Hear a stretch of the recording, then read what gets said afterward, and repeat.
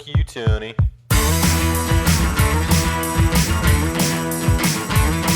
Got a group of failures and they're all my friends. Got a group of drinks and the bottles never end. And the night's gotta rock, gotta roll, and they got to fun. In the heart of no morals, babe, well, you're gonna get stuck.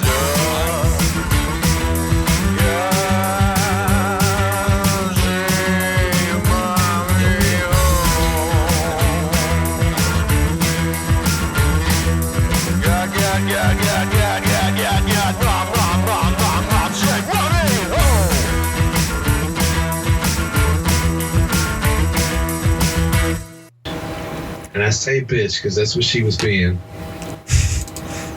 She was underage and she was hammered. And she was doing the parrot to everything that fucking Dave Chappelle said on show, right over my right shoulder. Mm-hmm. For an hour. Dave Chappelle would say some shit, and then over my shoulder I'd go, and she would repeat him. Really? Bro. You know, like, it's just annoying when you get those random fucking terrible people that don't know how to handle comedy. the thing is that she wasn't even repeating the punchlines. She was just repeating, like he would say, yeah, so that's why I said that shit. And then she would go, yeah, that's why I said this shit. And it just... What the fuck? You think she was on drugs? Or she was just a big old dummy? She was just drunk. Oh, this is drunk as shit. Remember when you remember how drunk you used to get when it wasn't legal? Yeah. Oh, yeah. That's what she was at, bro. She was just, doing it for the thrill. She had no idea what she was doing, basically. I think shots! Oh my God, shots! That's it. Yeah. And it's just like, fuck you. All right, and down some stairs. We're live. This is thank you guys for tuning in again. Thank you guys for tuning in again to Joint Narcissism. This is motherfucking Tony Rager, and tonight I got Ivan. He recorded with me the other night, but technical difficulties, shit happens. And now tonight, for the first time, Jody from Po Boys Podcast. Po Boys Podcast. I'm Jody B. You can call me Jody or Jody B. Po Boy, what's up, man? How you doing, bro? It's Ivan. How's it going, man? Nice to meet you. Nice to meet you too. Why Po Boy? Is that a reference to the like the southern sandwiches, the Po Boys? It's spelled the same, but it's more of a reference to the lifestyle. Yeah. So you can relate too. It's a po about po folk. Po folk. Grew up in a trailer park. All I know is Po. All you know is Po. My co-host is from Detroit. He grew up in Chicago. We just met, and we just, for the last month or so, we'll meet up on a Saturday and we'll talk about whatever the fuck's going on and get two different perspectives from two broke motherfuckers from different sides of the country. You're from where'd you say? I'm from Little Rock, Arkansas. Okay, all right. You know who you kind of Ivan? Where are you from? I'm here from San Bernardino, same place as Tony. Oh yeah, where, I just came over to his house. Yeah, I just I live literally up the street. Now this is VR, bro. Oh shit! This is a hologram VR. Yeah, we're here in 20 years from now. That's gonna be. I don't know what to do with my hands. Yeah, I mean that's where the technology's going. I mean, you're gonna have a presidential address with the dude chilling in your living room. It's gonna be a legit fireside chat. Yeah, for sure. I mean, I doubt he's gonna be standing. He's most likely gonna be on a chair or at a desk. Yeah, giving a dissertation. Like it's gonna be mandate that we have to have a wall that's clear for the president to show up when he has his speeches. Yeah, for sure, man. A box on the floor that makes him 3 feet taller. Yeah, it's gonna be pretty insane. It's like the beta test. He's all super tiny. They can't make him how big. Things are gonna go this Sunday. Yeah. Yeah. Yeah, it could get to that point for sure. That old motherfucker from The Simpsons. A little bit, right? Burns. Yeah, Burns. Mr. Burns. There you go. Old guy. He's always talking to Smithers. He says, like, that's every time I hear him on TV. That's what I hear. Yeah, I mean, he somewhat. I mean, I think Burns is more kind of like caricature of like, what we think about when we think about like the Rothschild bankers, like those weird guys that That's true. have so much power. Koch brothers. And Yeah, billionaire. because Donald Trump, I mean, he's a guy who's not really. Shit. I mean, he has women around him. He has a beautiful wife. I mean, he's totally the opposite of this Burns guy that like no woman would want to touch with a 10-foot pole. You know what I guess mean? That's true. I mean, just the way he talks, like he reminds me like an evil guy. It's just, I don't get into politics. It's just the way he talks. He sounds kind of creepy. Yeah, Mr. Burns is. It's interesting, man, because they caricature everybody there. Like they got the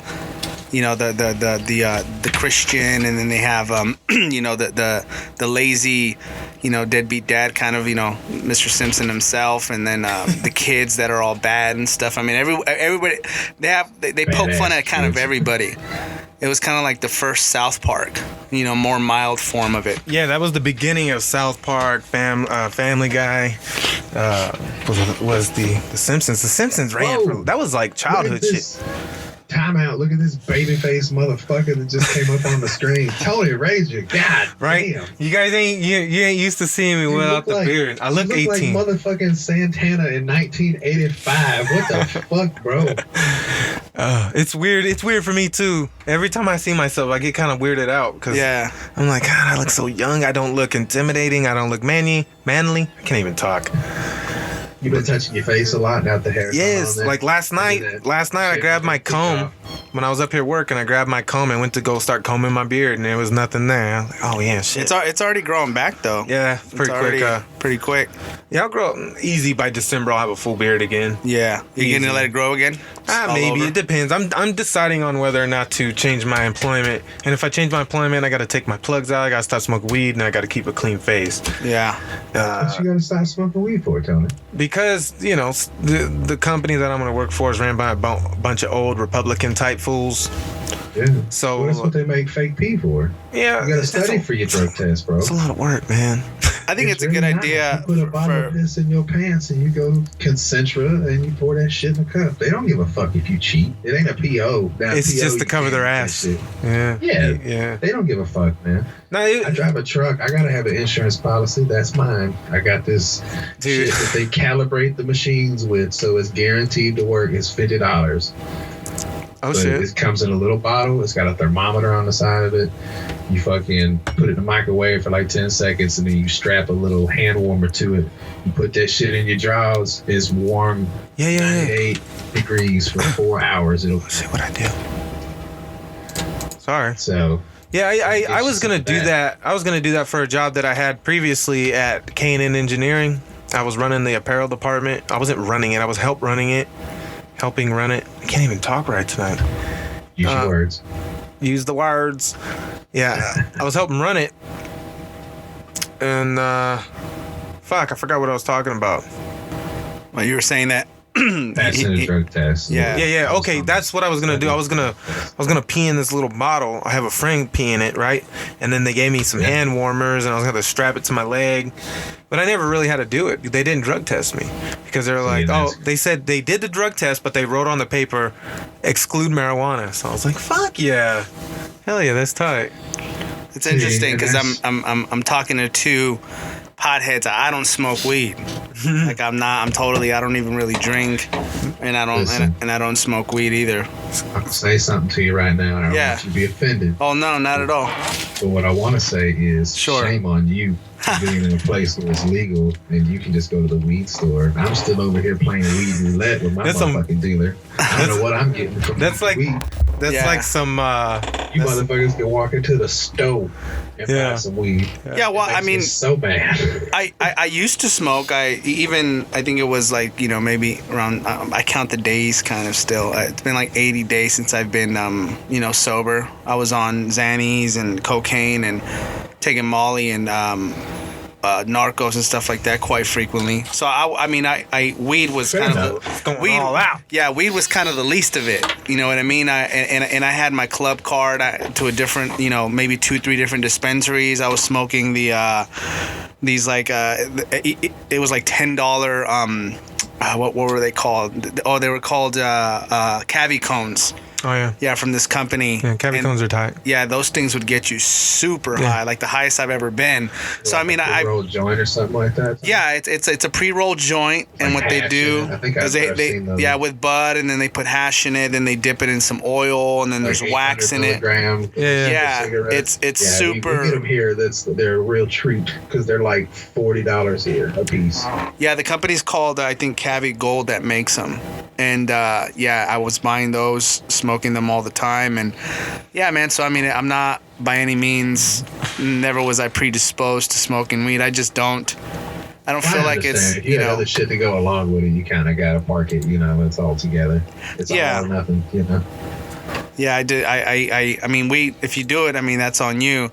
I guess I don't buy into the whole, I guess weed culture. The whole thing when people start getting into, oh, well, it cures cancer and all this other stuff. Man, I've smoked with hundreds of people. Mm-hmm. Never have I met one person that smoked weed for a medicinal benefit. Never. Me.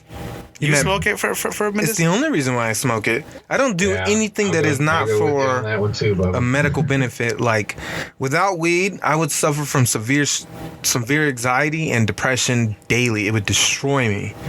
Without weed, I would not be able to maintain a job, be able to fucking be a good father, and take care of the other people, because then my emotions would take over. I would become victim to my overwhelming emotions. My emotions become overwhelming if I don't have something sedated. And that's a part of the human condition. That's why we invented fucking liquor. That's why we love liquor. Because it gets rid of the stress and anxiety and makes you carefree. And then the weed, it brings your mind to a monk-like level. That's why Calms the voices, man. Takes the weight off. it brings it down, and it goes, man, why the fuck you tripping? This is what I do when I literally talk to myself sometimes. Like, man, quit being a dumbass, dude. This is nothing. It's a small thing. Why the fuck are you stressing out? Just chill. And then like within 10 minutes of smoking from stressing, I'm good. I know the problem exists. It's just I don't let it affect my day to day, because my day to day needs to still exist. You understand?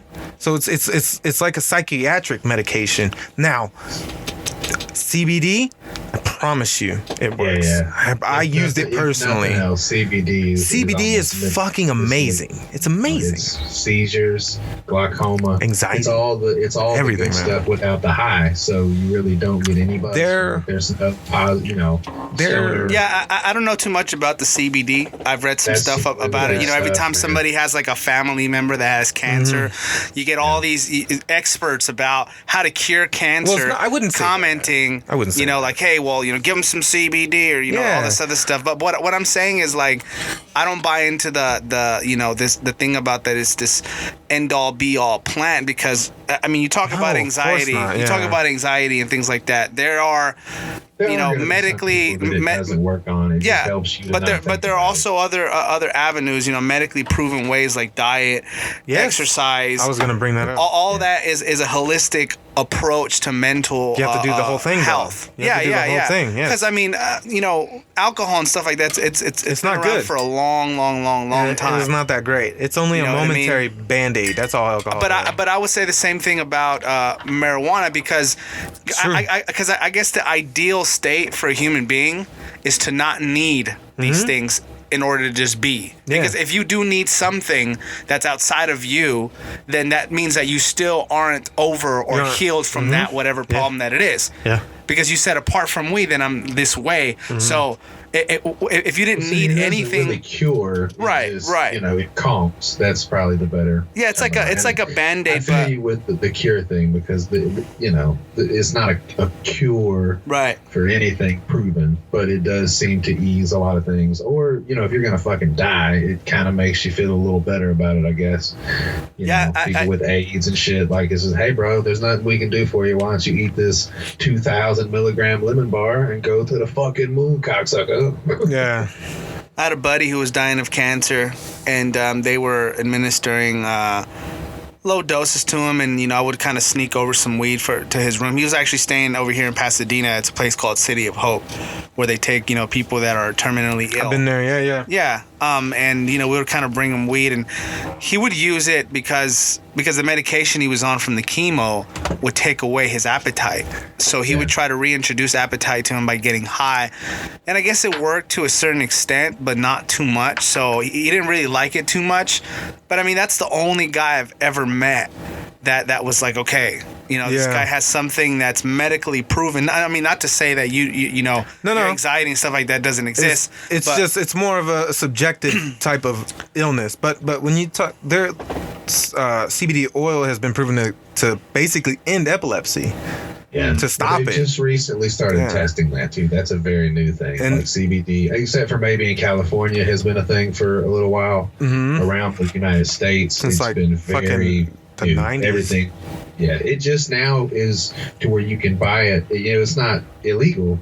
So it's just now to where people know about it and can actually purchase it and have it sent to them. And that's how all these people are finding out now. Their little kids aren't having seizures anymore. Their nana who's, lost her appetite because of chemotherapy is now eating and able to get up and walk around. And they're not smoking it. They're just taking little drops of this shit and putting it on the tongue. And, it's good for inflammation, muscles, joints. A lot of athletes, even pro football players, MMA fighters, people who are having constant head trauma with concussions. CBD's been proven to repair damaged gray area, to remove plaque from areas that cause Alzheimer's and cerebral palsy. It's been proven to improve the areas. There's a lot of benefits from the plant. Like in Mexico, one of the things that my aunts would do, soak it in alcohol. The actual leaf. The CBD and the THC are in the leaves as well. Right. Yeah, and that's the medicinal. So she was making Green Dragon. She was sucking that shit out of them leaves. Yeah, that's what's up. It's an extraction process. There's no euphoric feeling from it. In fact, if you take too much CBD with the THC, it'll counteract it. It happens to me all the time. Yeah, you got to keep the CBD low if you're looking for the high from the THC. I'm totally for that too. It's just that now that I understand more about myself, my mind, and the way that it works, what happens when you dabble. I know what happens when I open up those doors because. Weed, we could talk about the medicinal benefits and stuff like that, which is great. Oh, let's be honest. I love the ritual. I've been smoking weed for 15 years. I love to sit down and break it up. Oh, for sure. It becomes habitually addictive, in that sense. I mean, I don't the think nature of a process. Because I don't think that there's any proof or evidence that it's chemically addictive, because I don't think it is. But as far as like habits go, and like even just the whole process of breaking it up, maybe breaking down a blunt, and just that whole process becomes in and of itself kind of like because we're creatures of habit, addictive. You know what I mean? So because like the end result is always positive almost. Well, see, for me it was because having such a crazy childhood. When I finally did start smoking weed, it was the only constant. Saturday morning, baby. Saturday morning, wake and bake. I'm gonna go to Sonic. I'm gonna get some cheese tots and a limeade. I'm gonna come back to the house and roll a blunt. That's what we're gonna do. You love that limeade, huh? Yeah, that's some good ass shit. Sprite with lime. Limeade. Fucking life. Yeah, there was a Sprite. So you put lime in Sprite? We have Sonic here. Y'all have Sonic in California? Yeah, but it's in the high desert and then like... And Hemet, there's one out there in... yeah, it's not really in San Bernardino. It's like everywhere around San Bernardino. Yeah. We drove from here to St. Louis, Missouri, and I counted 35 fucking Sonics like they're popular. So they're like, I guess they're like In-N-Outs over here. Or Del Tacos. Yeah, there you go, Del Taco. What about Bumpers? Y'all got a place called Bumpers? No. It's like a drive-in. They serve tater tots and shitty cheeseburgers, but they're really known for their drinks because they got like the super fountain with all the flavored fruity fucking... It's got like every option ever. Like a snow cone stand, but you can get that shit in your Coke if you want it. Yeah. Whatever. So you can get some good shit though, like a watermelon Sprite. That shit's delicious. My wife used to get peach sweet tea from there, so it's okay. But yeah, they got these. Saturday morning, I get a chili cheese tots. I stop and get a 2-pack of the cigarillos. I go back to the house. All my roommates, they would be like the Walking Dead coming out of bedrooms and shit. And you hear that grinder clacking together. I'm sitting there just fucking breaking that shit up. It's like the wake up call for them. Oh, it's time. It's time to wake up. I could just see me on the couch just do. You know, you're sitting there, serene morning wake up call. Yeah. Oh man. Now that we're talking about drugs, because I mean, even though I don't partake, drugs are like one of my favorite topics to talk about, because when I was in ninth grade, what are you in ninth grade? Like 15, 14. I think I was like 13 or 14, because I was a little bit younger than everyone else. I used to go on Arrowwood's Vault. I don't know if you know that website, but Arrowwood's Vault. I've heard of that. Arrowwood's. Yeah, Arrowwood's Vault is a website where it pretty much breaks down every single drug known to man. Yeah. The molecular structure, and it gives you like tons and tons of testimonials of people taking it and what they felt on their first time. So in ninth grade, I was reading about this stuff. Because my favorite band was the Beatles. Oh, okay. So I mean, I was reading about their autobiographies. That's why my son's like name that. is Jude. How old are you now, Ivan? I'm 28. Internet? I'm 28. Okay, so you're just a couple years younger than me. So you had a little more internet time. Like, it was coming along when I was there. So when I was like a senior, you could do that. I don't remember in what form, because we had the internet at home, but it was just a search engine. Handbook.com. Yeah, because the internet at that time, all it was just a search engine. Yeah. You didn't really know websites. It was just, you would plug in, it would trip me out because it was chat rooms and music torrents. Yeah. Well, because a guy, man, we went to the swap meet, and man, I wanted a computer so bad. So this guy, sales guy, he had computers there, and he was selling my dad on getting a computer, and like he was convincing him, and then he said something that shocked me, and I was like, wow, this is a trip, because I used to love to read and stuff. He was like, if you go to the page with the search engine and you type in Abraham Lincoln, it'll give you all the information you need to know about Abraham Lincoln by just pressing a button. It just blew my mind. It was like, what in the, we got it. So my dad bought it, took it home, we installed it. He got the AOL CD, downloaded it. I think it was AOL like 3.0 or something like that time. 100 minutes. So he downloaded that, and then we got Net Zero. So that's where I was doing like my searching and stuff. And I was finding out about all these drugs, and I read about lysergic acid diethylamide, which is LSD. And then I read about Albert Hoffman synthesizing it, and about how all these guys that I looked up to, like the Beatles and Pink Floyd, Syd Barrett, like they had taken this substance and had these mind-altering experiences and also produced something amazing music. Yeah, Jimi Hendrix and the whole Woodstock thing. Right. What's this fucking? Who's the guy? The guy I'm thinking of, the dude that drove his shit, the van, the LSD guy. Oh, you're talking about Jerry Garcia. Not Jerry Garcia. Did he write a book about it? He's like the godfather of LSD. Yeah, it was the guy. Timothy Leary. Timothy Leary. Yeah. I was Timothy Leary and the whole Woodstock thing. That's like when I think LSD, that's what pops in there. Yeah, well, I mean, I'm reading about all this stuff. Timothy Leary was like the prophet of the whole 60s movement. Like he was considered love and unity. He thought of himself kind of like as the guy that was going to open the consciousness and unlock the key to this new generation. He just needed podcasting. He had to wait a while, that's all. Well, I mean, he was a guy that influenced tons and tons of young guys. He was the one that coined that term, tune out and tune in, I think it was.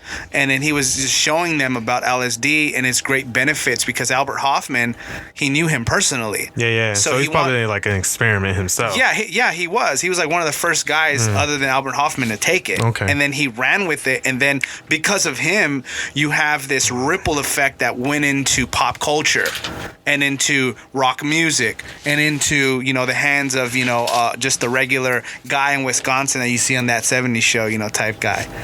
So he was actually... Not to mention, it's a strong set, like it's a powerful fucking reaction. So everybody's going to have a different experience in a different way, Yeah. The only way to find out is to take it. So, I mean, it's going to sweep, just like when crack came around. Like, you hear about some shit, it's like, man, we fucking 3 days straight, man, we were tripping our fucking balls off. And then somebody tries it, that's how that shit works. Those drug movements. Yeah, and what's the trip, though, is that you never really see such a thing like this in modern society up until the early 1900s of Americana.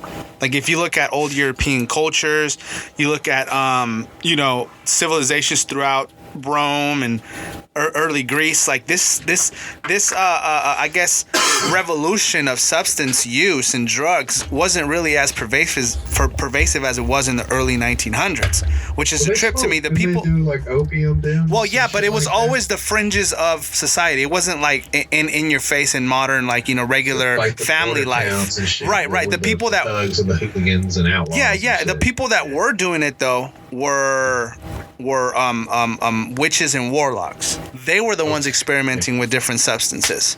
You know, you had European family Christian quote unquote culture. You know, you had a lot of drinking for sure. You had a lot of the that. opium stuff came with like the Chinese railway workers and shit. That's what I assumed, you know, about what would that be, late 1800s, early 19th, turn of the century? Yeah, it was the dawn of the Industrial Revolution. Yeah. That would have been when all the immigrant families were coming and bringing their, you know, their customs and their shit. We wouldn't have known about fucking opium here. We didn't grow that shit. Yeah. Right. Yeah, that's true. That's a lot of that neocon shit. That's a lot of the reason why the neocons. Alcohol was from the Europeans. The fucking, you know, the Indians might have been smoking weed, but they were probably just smoking. It was mainly it was mainly alcohol. That's that neocon idea of trying to keep out different cultures, because a different culture can change your culture from its origin. You know, like the opium. If we would have never had opium, if we were like a closed country at that time, who knows what could have happened? We would have just been high all the time and drunk. But when we integrate, you know, different parts of the world have different plants, they have different cultures. You know, let's say the Amazon, for instance. Those motherfuckers know that DMT is in everything. So all they would need to do is figure out the problem. They would be pumping DMT out if they lived here, you know, or cocaine with the poppies. The poppy fields and all that. You just blew my mind a little bit with what would have been if we would have taken it out. Because I was thinking just now, like, you know, prohibition. I don't know how long that was. Was it like 10, 15 years? I think it was like something like 30 years, and then it ended, and almost immediately the prohibition of marijuana started, and that still hasn't necessarily ended. So what my thought process that was in the 30s, like by the way. You just said is, if, you know, we didn't have the opium, would we have some of the problems, you know, today? Would we have been a culture with opium at that point? There would have been no drug war, I don't think, because right. So I know that prohibition funded a lot of mafia shit and a lot of black market activity. Prohibition brings illegal activities, because anytime something's illegal, humans want to do that. You know, politicians, judges, and shit, and an opportunity to make dirty money. So I'm saying that wouldn't have happened. Wouldn't, you know, some of these criminal organizations ever have gotten the power they got to control the cityscapes and the shit? You know what I mean? Like, it would have been a little different, because that beer wouldn't have cost as much if it had been legal. Mm-hmm. Absolutely. that goes along. Would have made all that fucking money. He'd have done okay. But he wouldn't have been a That's the idea of the supporters of Trump. What they believe in. They think that the laws and the things that he's passing will bring back that period of time where, like, the money that's made in America stays in America. You know what I mean? I'm not totally against that. I'm not saying I don't vote. I'm gonna be honest with you. I had an incident a few years ago. I can't vote. Okay. I could, but I haven't reinstated it, and I haven't really had a reason to, because I didn't want to. I don't care, man. It doesn't affect me on a daily basis. I see it on the news. Yeah. Well, you gotta care for your kids, though, man.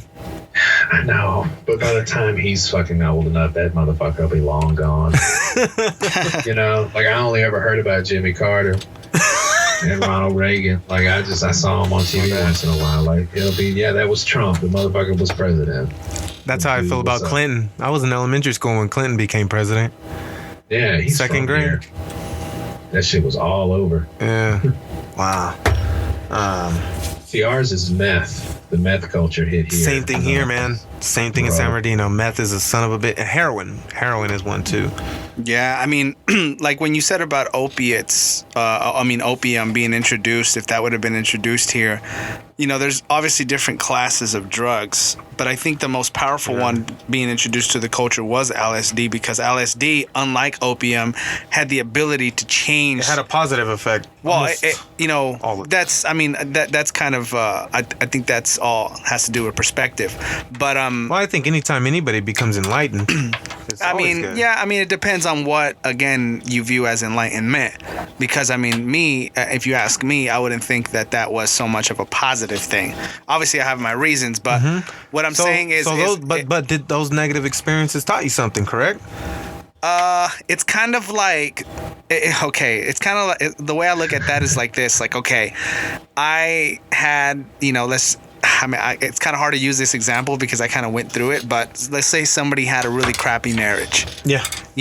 And they made really bad decisions even to get to that marriage. Yeah. But that marriage... He's talking about both of us. This is but both of our life story. that marriage did teach them a lot of things about themselves and about life. Prepared you for another life. Now, just because that's true, that doesn't mean that marriage was good. You know what I mean? So it's True. like, the ends don't always justify the means. I don't believe that to a point. I believe it to a point, I mean. Yes. But, I think you can learn other ways. That's true. That's true. You're I'd rather right. not have learned it that way because it was a lot of heartache. That's exactly what I'm trying to do with this show, is prevent that.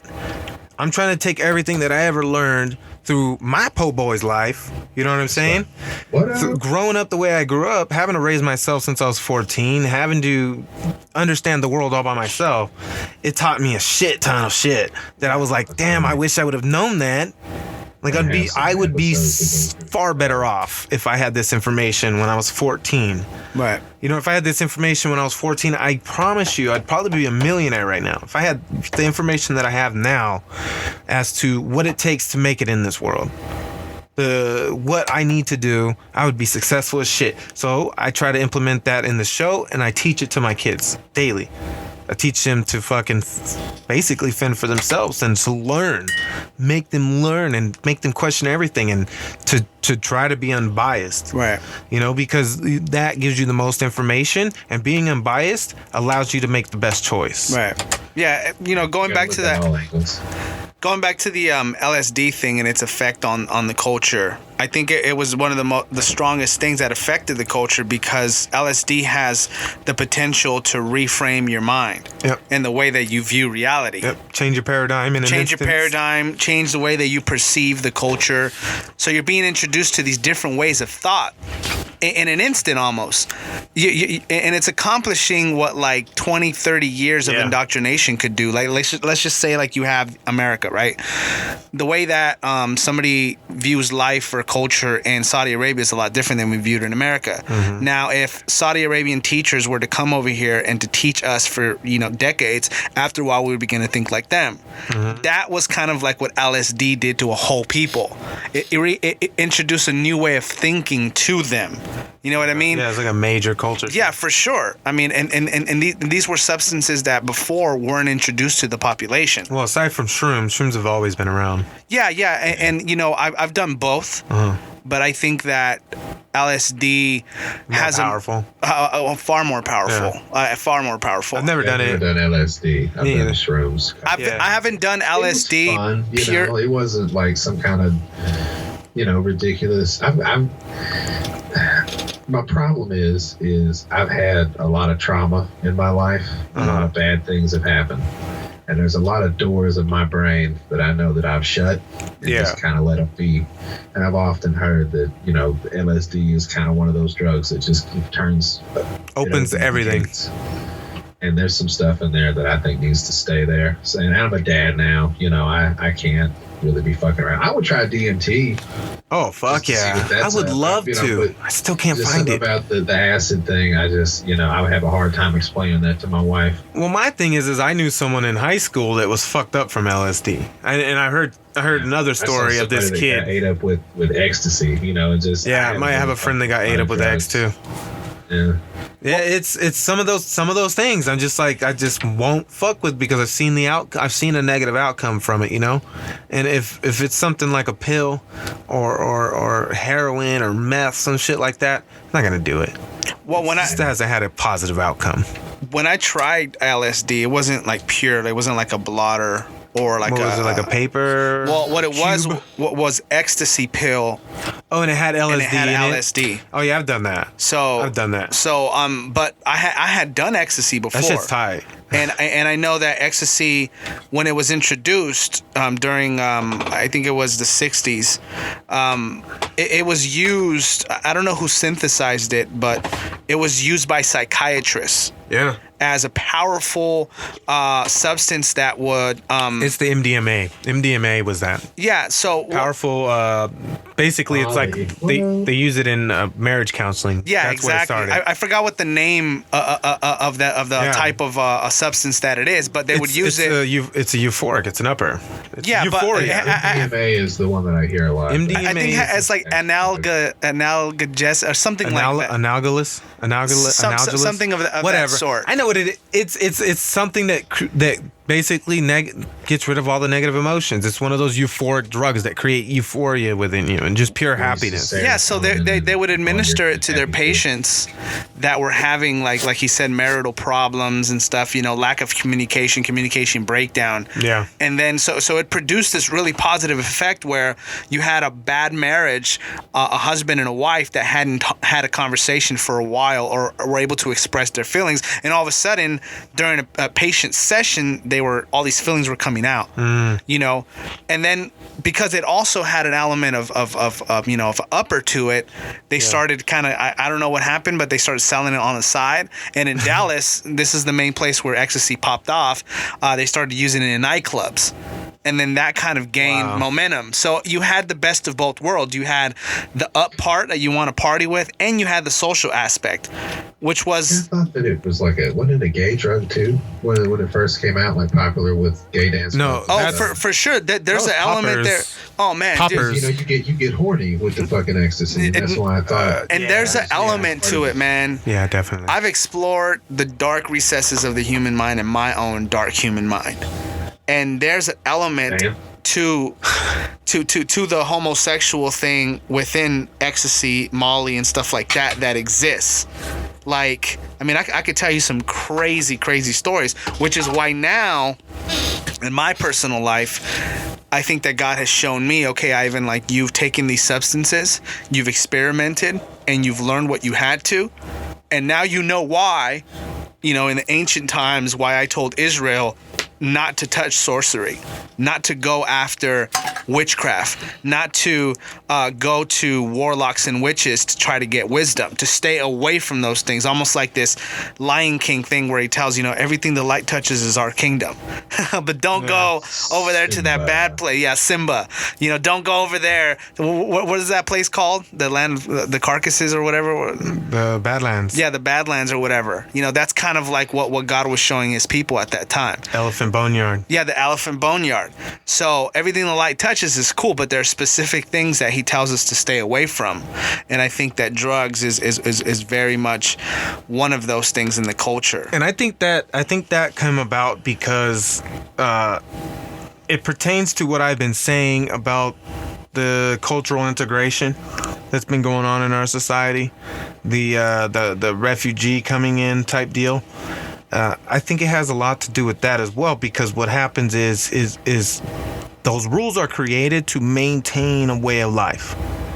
And when different cultures, different ways of surviving, different ways of living the life changes that way of life, then it creates an instability and it doesn't guarantee the long-term survival of that society. And I can see why a book was written to set down these laws, because that book takes into account for the ugly parts of human nature. Are you talking about the Bible? Yeah, I'm talking about all religion. Okay. I'm talking about the idea of religion and laying down cultural bylaws. You need to live your life this way. If you don't, there's going to be serious fucking consequences. Yeah. Right? And I think that is super fucking important for a society to grow up thinking so that they can make the right decisions, so that they can guarantee the survival of their species. You know what I'm saying? I covered it on here, Kitty, my 2 episodes ago. That episode was me there commenting on a fucking the Lion Brotherhood. Yeah, you were watching. Yeah. The Lion Brotherhood, and they were attacking buffalo. Goddamn, he's jumping on this bitch. Like, it's crazy. You see the different cultures in the animal kingdom. You got the lions, buffaloes, and even there was this part in that show where there were baboons, impalas.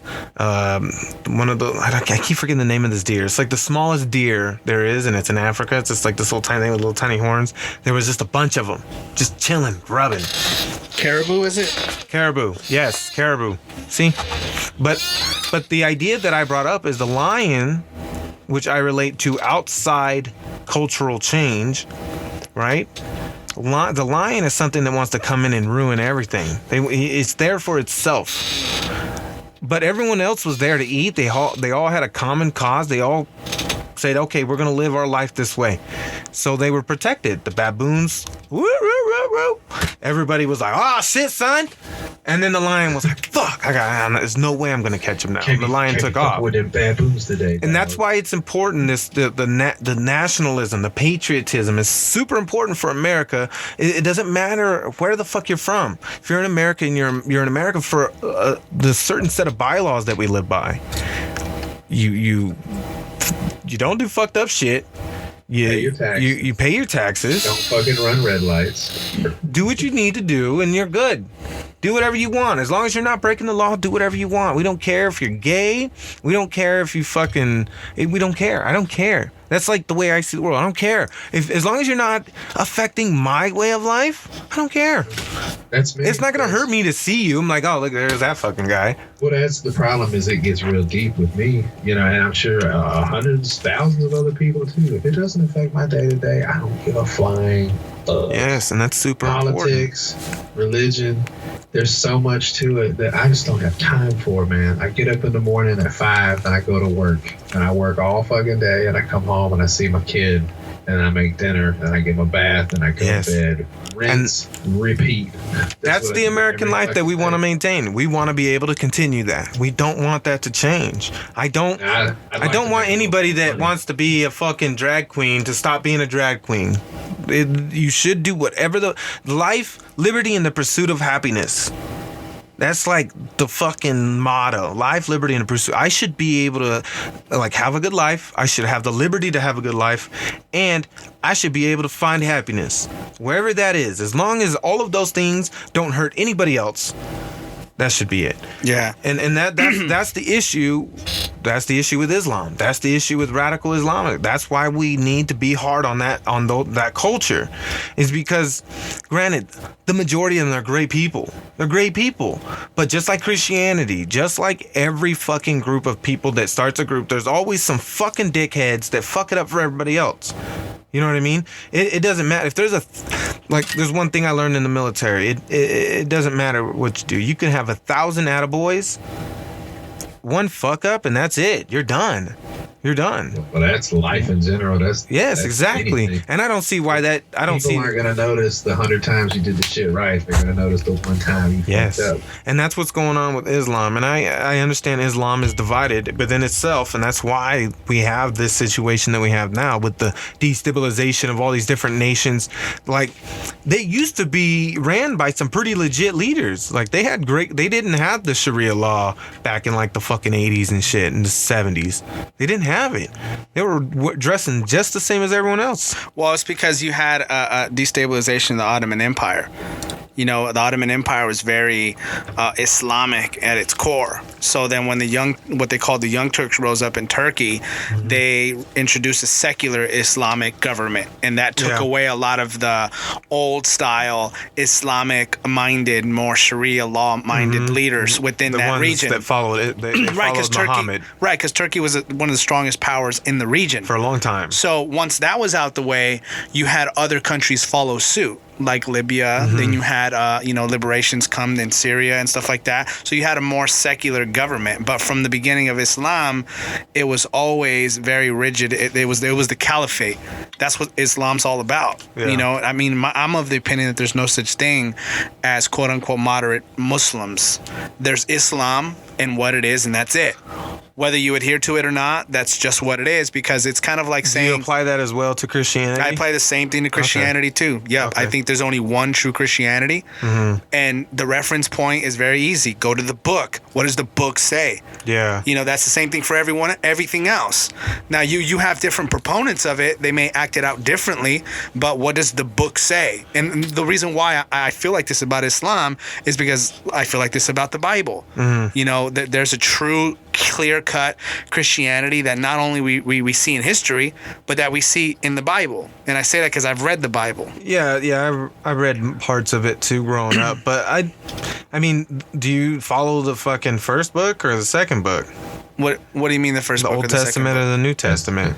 Well, Because I mean, if you look at the New Testament, the New Testament was commissioned by the Emperor Constantine, and he picked and chose what books got read by people. No. And he didn't even become a Christian until he was on his deathbed. that's, you know, there's a lot of things that people throw around about the Bible, and most of them are, what I've found, are cultural misnomers. Like, for instance, what you said right now about Constantine and the New Testament. Constantine didn't put anything together. He commissioned a group of bishops to create the New Testament because the Old Testament was too hardcore. No. My buddy's a pretty big. The Old follower Testament of was Dead worse Sea than the Scrolls. current Islam, the current Quran. The what? The Old Testament was pretty bad. It's almost equal to the current Quran. No, not at all. What it was is, okay, this whole thing about Old and New Testament, you have to understand that first of all, those words aren't the right applications for it. It's Old Covenant and New Covenant. That's really what the word means.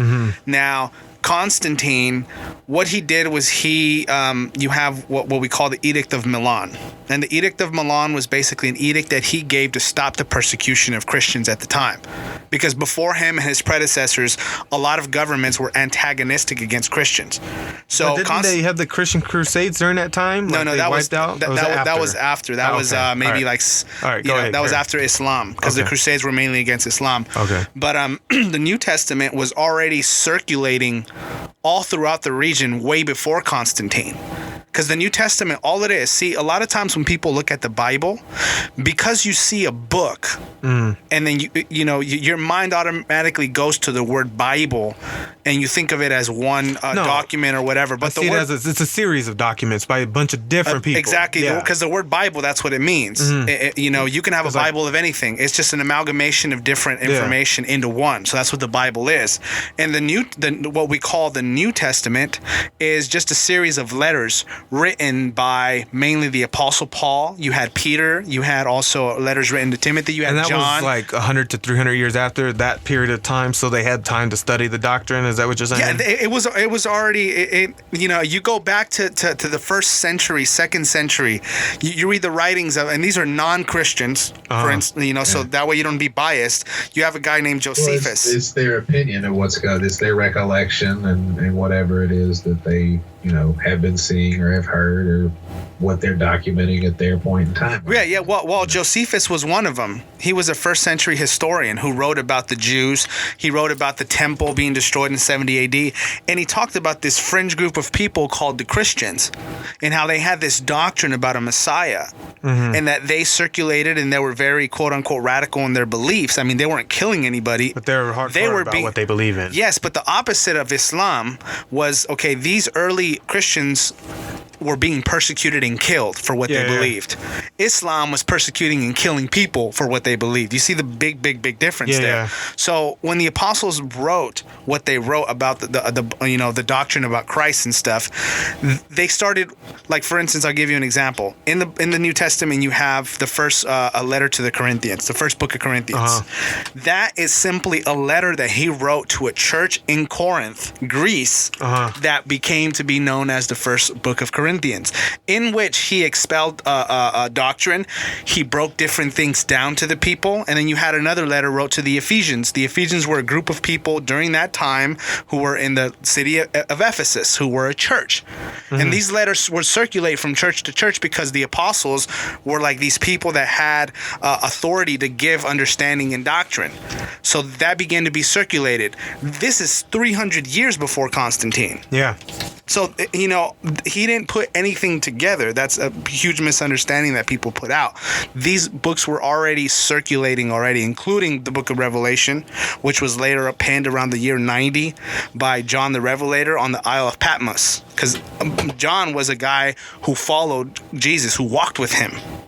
And he was exiled by the government because he was this guy that didn't want to denounce Jesus. Because you have to understand, for someone to profess the name of Christ at that time, you were basically saying that Caesar was not the emperor, that Christ is the highest high of government that there exists. So Caesar took that very, very seriously.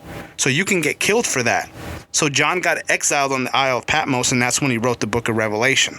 And this was all circulating in the early second century church. And you have writings of the second century bishops writing about these letters. They would reference the letters of Paul. They would reference the letters of Peter. They would reference the Gospels, Mark, John, Luke, and Matthew. So, I mean, this was already in circulation. You know, I've even heard people say, well, Constantine created it. BS. No, he didn't.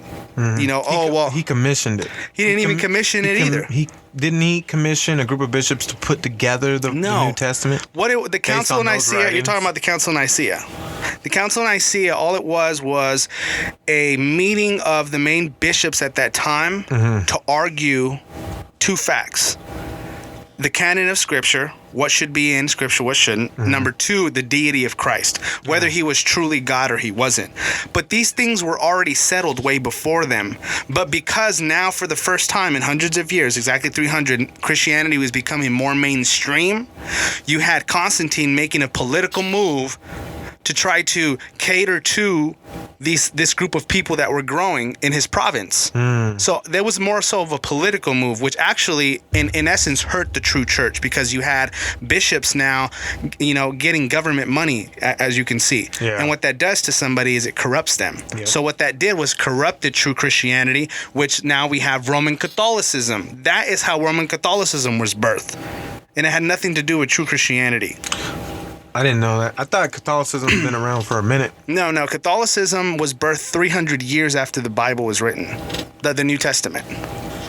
Wow. That's where Roman Catholicism came from. It was a merging of state and encyclopedia and Christianity. Man, I don't follow. So I'm learning shit right now.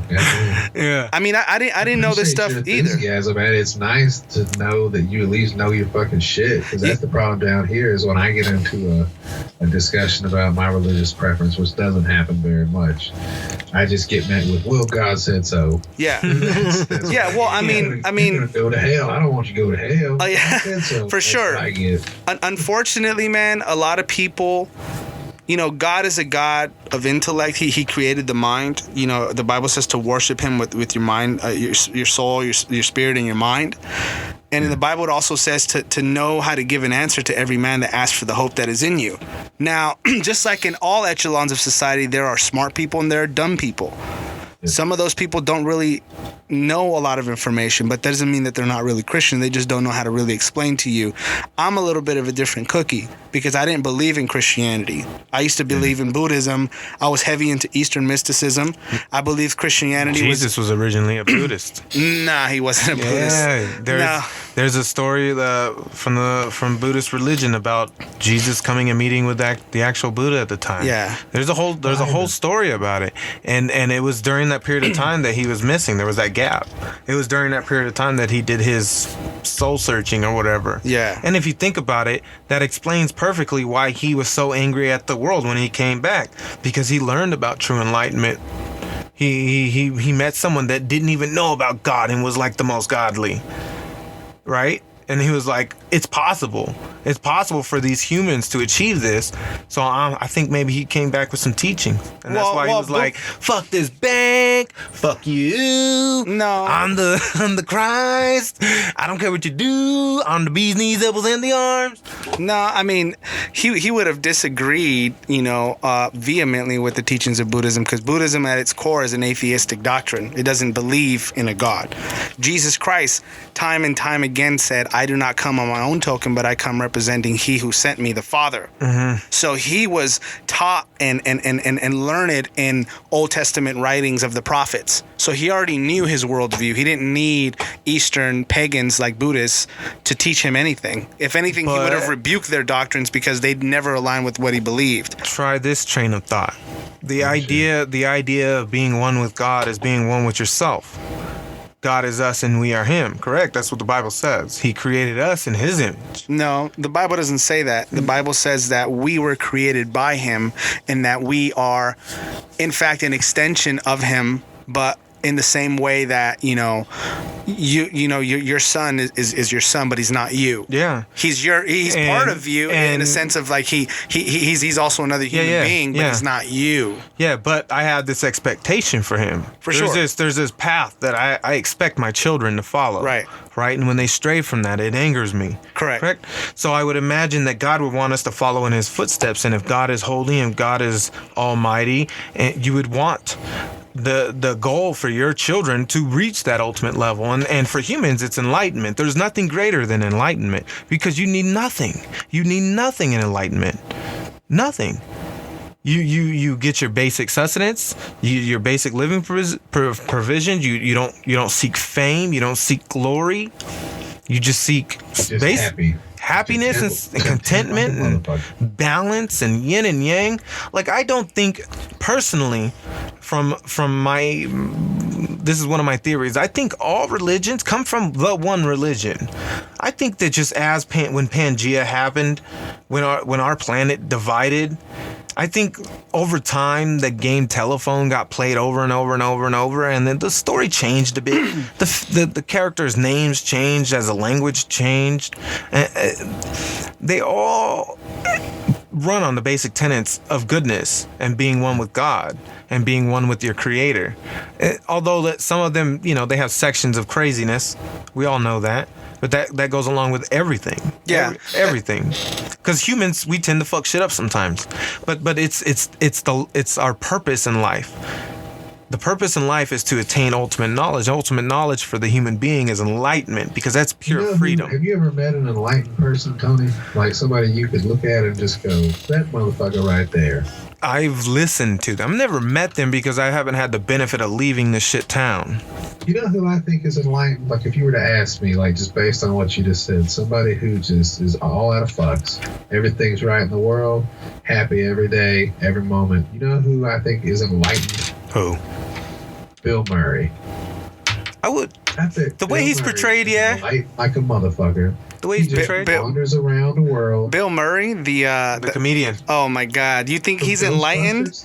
That guy's an idiot, man. He travels. All comedians are idiots. No. But he okay.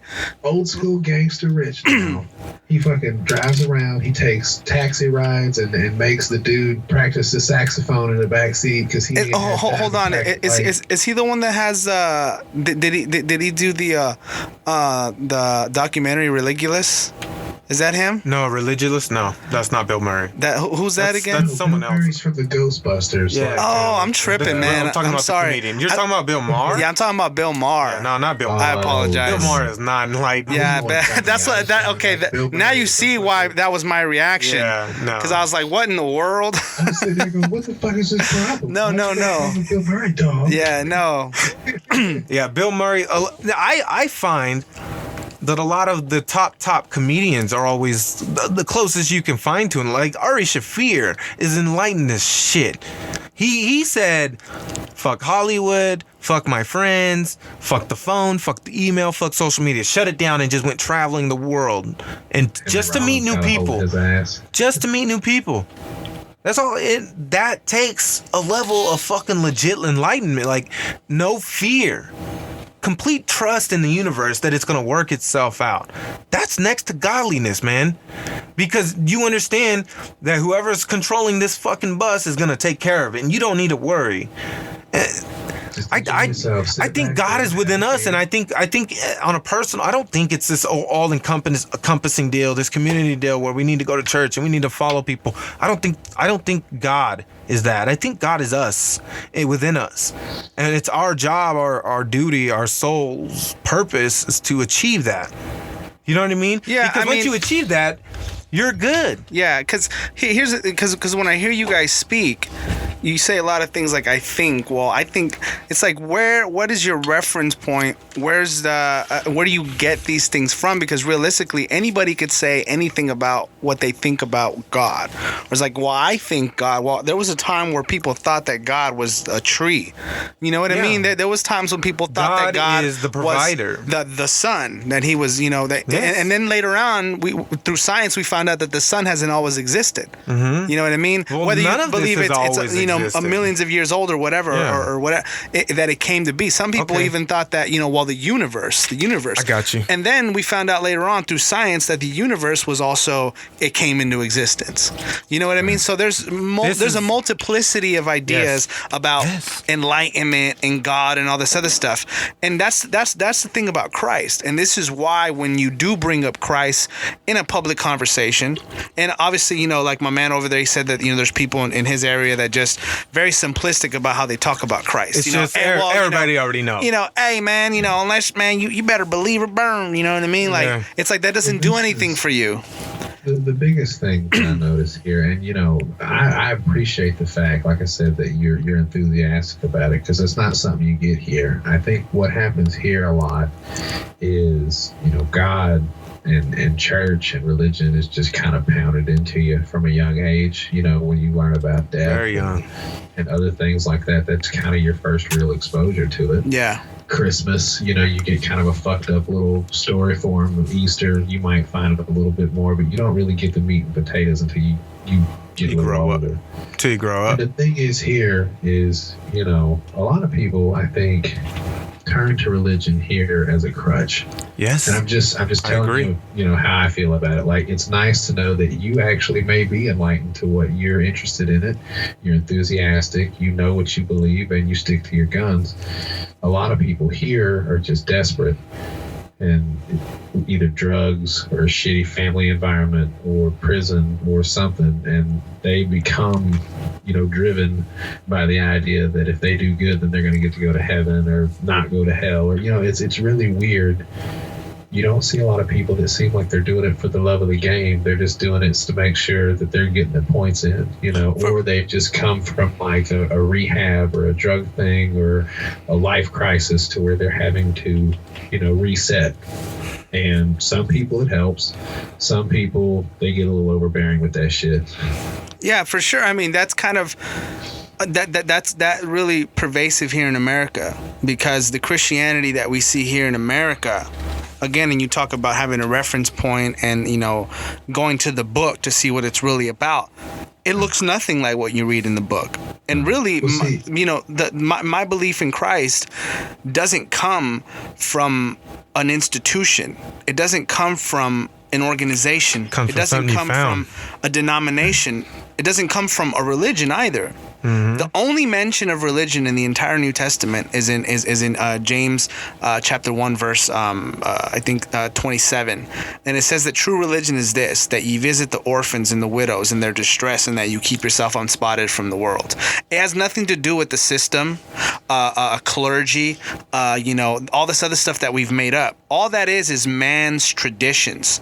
So that's where I began to see, okay, hold on, because I grew up Jehovah's Witness.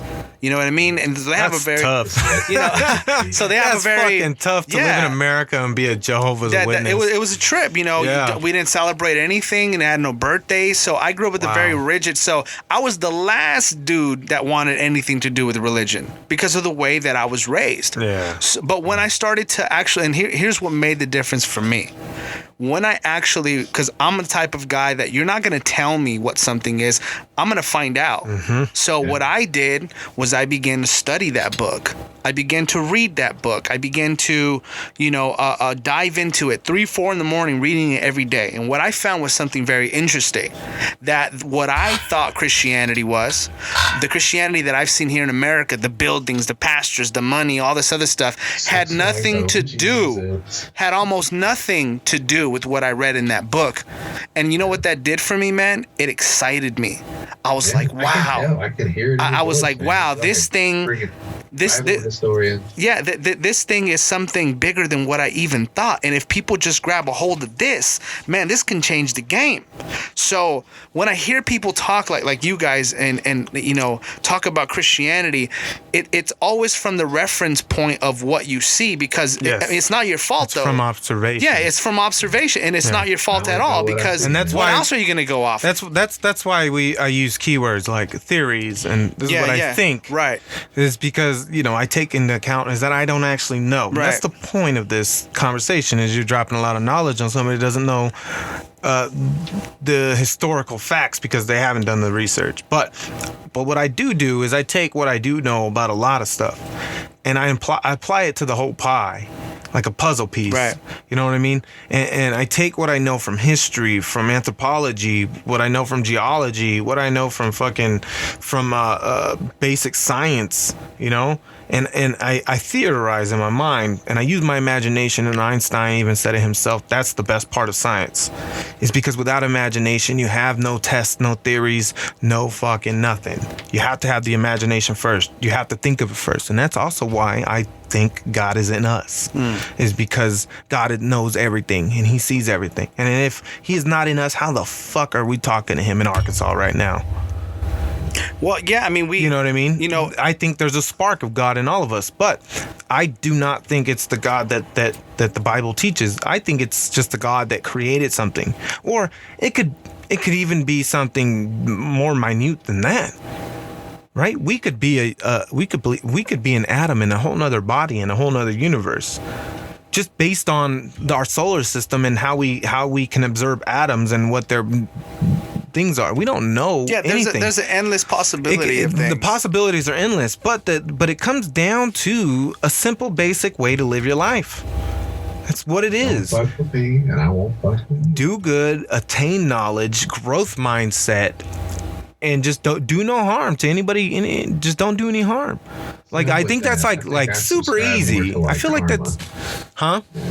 I'm sorry, I didn't mean to interrupt you, Tony. No, I was saying I think I'm with that. Like I think I'm more with karma as opposed to any kind of a God-based religion. Because it's immediate. It's a psychological immediacy. To do the best I can, to be the best person I can be. And when I start doing bad things, or I start having bad thoughts and shit, then bad shit starts happening.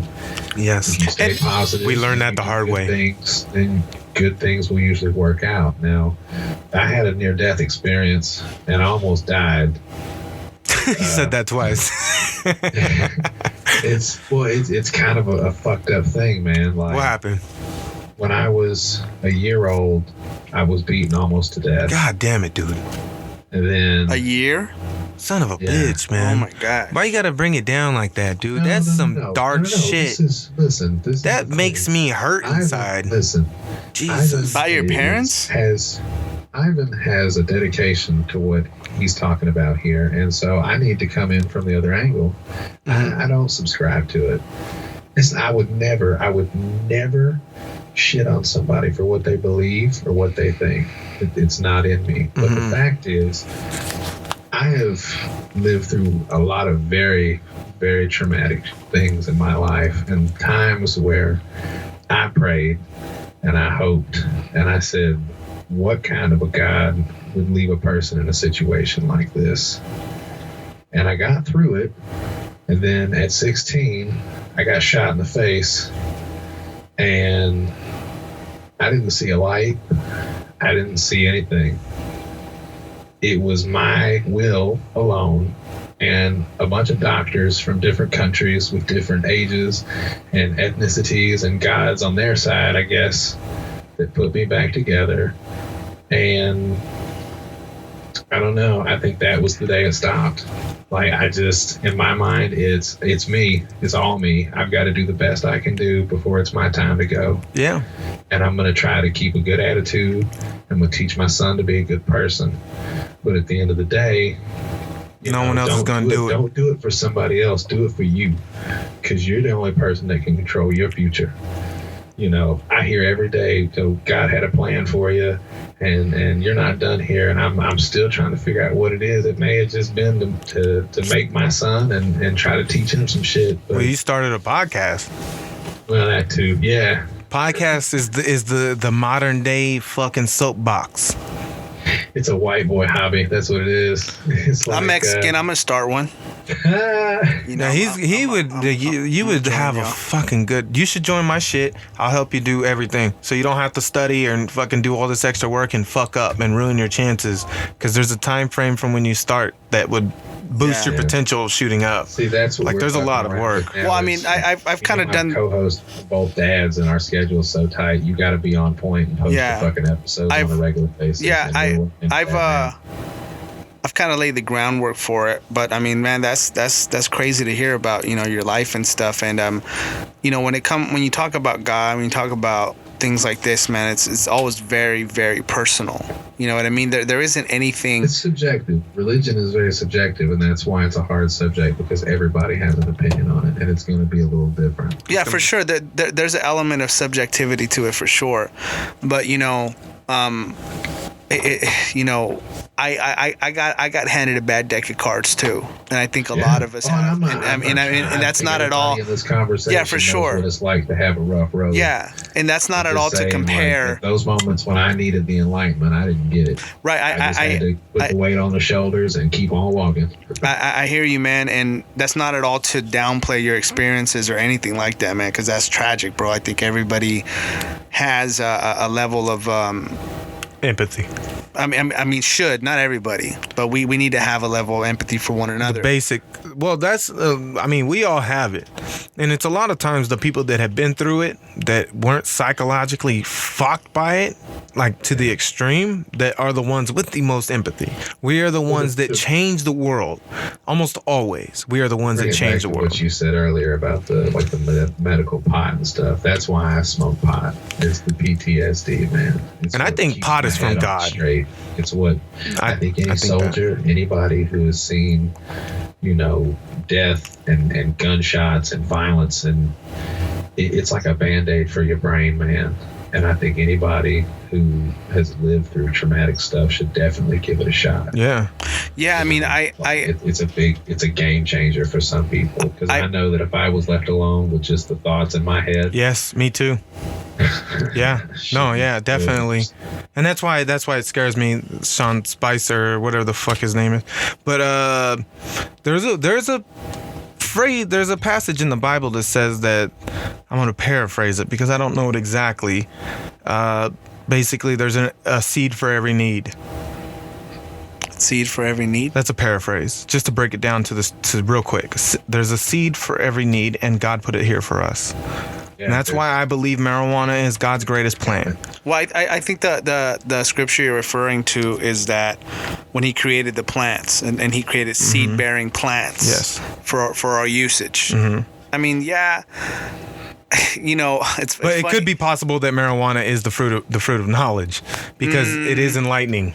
I mean, you could say the same thing about many other plants. I mean, there's so true. many other Yeah, plants. that's You could true. talk about Salvia divinorum. But that You could requires talk about, that requires extra shit though. All those different all no, those, salvia doesn't. You could just smoke it like you that. just dry it, right? That's the mint sage. plant cousin. It's a sage. Yeah, it's a mint plant cousin. Yeah, it's Yeah. a sage mint plant cousin. Yeah. Okay, I didn't know that. I didn't know you could actually grow salvia. Yeah, you can grow salvia. I'm about to buy Dry some it seeds up. online. I love salvia. Salvia is the best way to experience a hallucinogenic experience and take something away from it. But the only problem is the people that do salvia don't do it for that reason. They do it for fun. So Dude, salvia is so insane, they bro. don't take away the experience. I seen I've the done other guy salvia. doing it in his car, and a fucking cat What jumps a- up on the hood. And he Salvia bleeds out. divinorum. I've done is it. I've done it like insane. 4 or 5 times.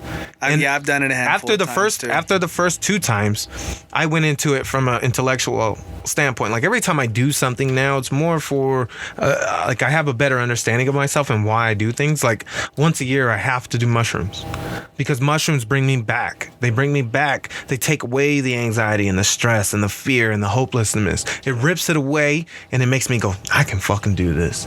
I got this. Yeah. You know what I mean? And I feel like if there was a God and we are him and he is us and we are made in his image or we're a part of him, and you know, there's an ideology that I don't, have you ever heard of Edgar Casey?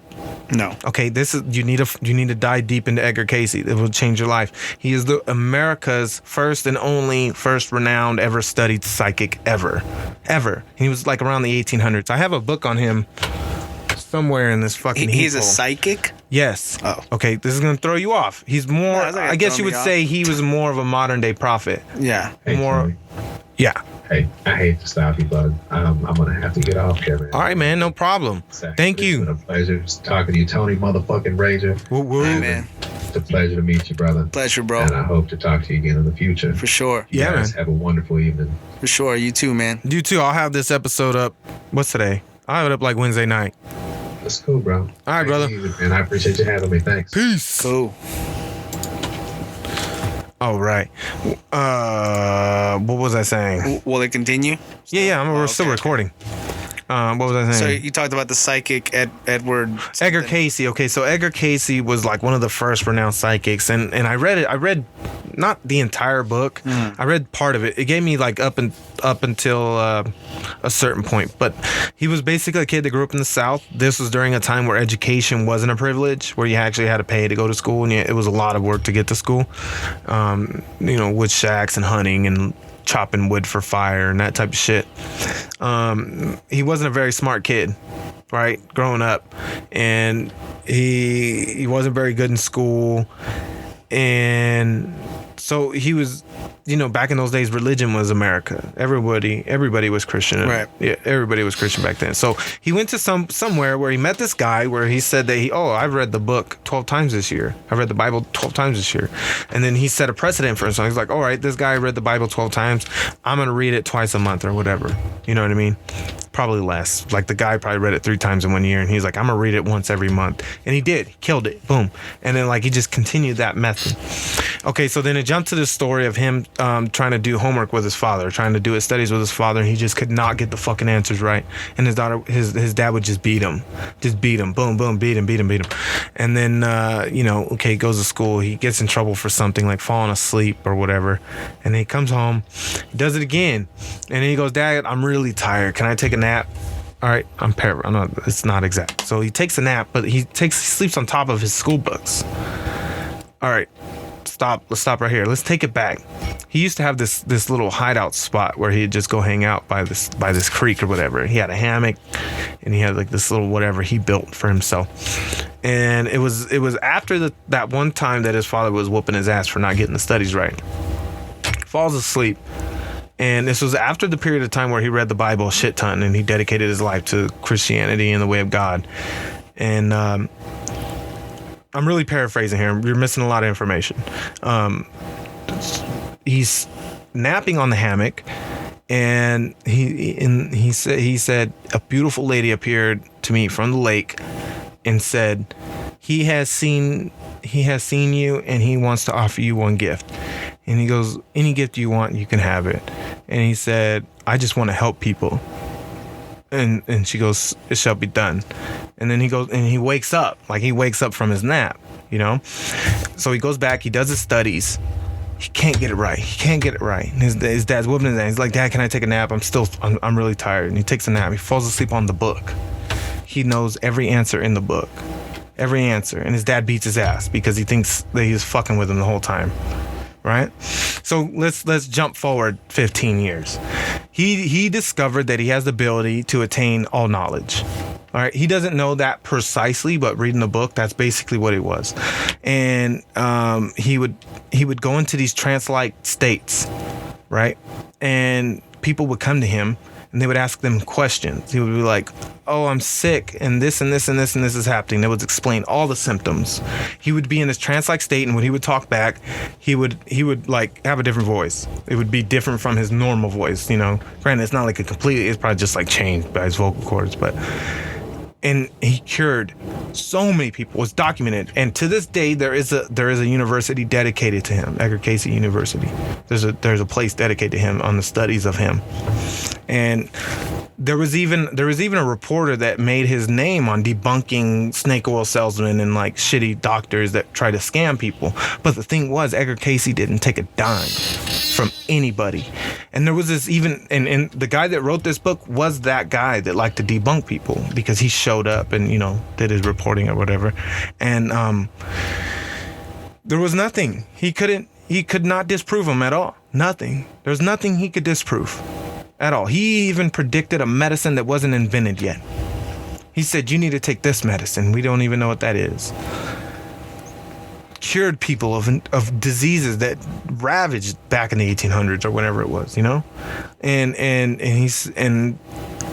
that makes me lean towards that there is a God, but I just don't believe in the religion because, like, there's this theory in science. It's called the Akashic theory, that there's a dimension in the universe that holds all knowledge, that all knowledge is attainable there. Right, and we understand that things in this universe that we can physically observe right now vibrate at a certain frequency, and that different dimensions, like infrared, we can't see infrared, but we know infrared exists, right? Night vision and all that shit. But if it were up to us, if we were like relying on our eyeballs, it wouldn't exist. So I'm pretty confident there's things that we don't know about that exist. I think that we are just like this crazy Rubik's Cube that just needs to be solved. And then once we become solved, we go to the higher realm where we belong, or the next step in our... I don't doubt that there are individuals that have a capacity to heal people miraculously. That's you know what I mean? crazy, It's crazy. It is. But I believe it's possible. You know, if you talk to someone that's more like of a, I guess, a materialist, you know, once you said what you said, they're gonna be like, "Tony, that sounds crazy. You know, I would like to see more evidence about it." You're not gonna have to do that with me. Yeah. You know, because I do believe that stuff does exist. You know, when I hear about these stories, like for instance the story of Islam, you know, we were talking about Islam earlier. Yeah. It started with Muhammad. Hold on. Yeah. We're gonna take a break right here. Sure. And we're back. All right, let's get back to Muhammad. Yeah, so I brought up Muhammad as kind of like a segue into what I was going to say about what you told, the story about the psychic. Because like I said, you would have brought that story. That's basically what Muhammad was, correct? I mean, no, not necessarily. But, you know, this guy that you brought up and he did miraculous healings and stuff. And that you kind of used that as a, I wouldn't point to say that. I wouldn't say he personally healed them. He just told them what to do. Yeah. Okay. Yeah. I mean, I don't know the story of that guy or what he did. He was but just going off of. He was just Google. Yeah. He was WebMD back in the 1800s. But these healings did happen. Yes, and they were documented. And he facilitated them, I guess you could say. He gave the information needed to attain it. Yeah. Like totally, I believe in stuff like that for sure. But like I said, and the reason why I brought up Muhammad is because when Muhammad began, he said that he would go into this cave and that he had this experience with an angel, what he thought was the angel Gabriel. And Gabriel is an archangel that's talked about in the Bible. That Daniel actually met the archangel Gabriel. Yeah. Gabriel brought him a message. You know, so this is very, very powerful. And an archangel, what an archangel is arch means over other angels. So he was kind of militarily. Like exactly. He was a general. Exactly, a general in God's army. A general and God is president. Yeah. Yes. Well, I mean, God is king. The devil, Lucifer, the shining star, used to be the 5-star. The five, yeah. He used to be the General Mattis. Well, I mean, Lucifer was. He was the Secretary of Defense. Well, I mean, the king is God, and then he has an army. Lucifer would have been his right hand. Yeah, it would have been military leader. It would have been Secretary of Defense Mattis. Yeah. I guess you can put it in the same light. That's what I like to do. For sure. Yeah. And this Muhammad, he began to tell his wife at that time that he was having these visions, that this angel would come to him and would tell him that he was going to be a prophet to the people. Yeah. That he was going to have to give them this dictation. He was going to have to dictate these writings, or this Quran that the angel Gabriel was giving to him, and that is what the Quran is. Yeah. So it's just a misinterpreted version of what God is. No, what it is literally the words of God on penned down. It's very similar to the story of how Mormonism began. Joseph Smith, said he met the angel Moroni, who gave him a golden tablet and became the Book of Mormon. Very similar to what happened with Muhammad. Yeah. Muhammad not even being able to write or read, I think he penned down the words of the Quran, which in and of itself is said in Islamic, their religion is that was a miracle, because he didn't know how to write. So that he had an experience with this angel guy. And the reason why I bring the story up is because I believe that really did happen. I can agree with you, but probably for different reasons. Yeah. So I agree that it did happen. And I also agree that the story with Joseph Smith seeing the angel Moroni, that probably did happen too. And I know that there's probably listeners and people that are materialists, atheists, whatever, that probably think I'm a kook for even believing that story. But the reason why I say that I believe in it is because I believe that there's another race of people, or I mean, not people, but beings that have a say in human affairs. Man, what others may refer to as extraterrestrials or extra dimensionals, angels, demons. Yeah, that's what I believe that they are. That is represented in Hinduism. And not only Hinduism, but almost every ancient religion and Hinduism depicts it perfectly. Spoke about these beings that had an effect on human affairs. Hinduism, it was a war between two different battling races. Yeah, you know what I mean? It's interesting. The same story told differently. Yeah, that's my idea of the like the Hinduism's religion could be based on during the time that heaven and hell was at war. I think what you said earlier about the Pangea of humanity. Yes, it all being one. Yes. Well, the Bible teaches that. The Bible teaches that at one time all peoples were one. Yes. And that they all spoke the same language. Yep. And that it was God who confused the languages. This is why we have a plethora of languages now. God confused the language by dividing the planet. So at that time you had one basic understanding of life, humanity, God, and so on and such.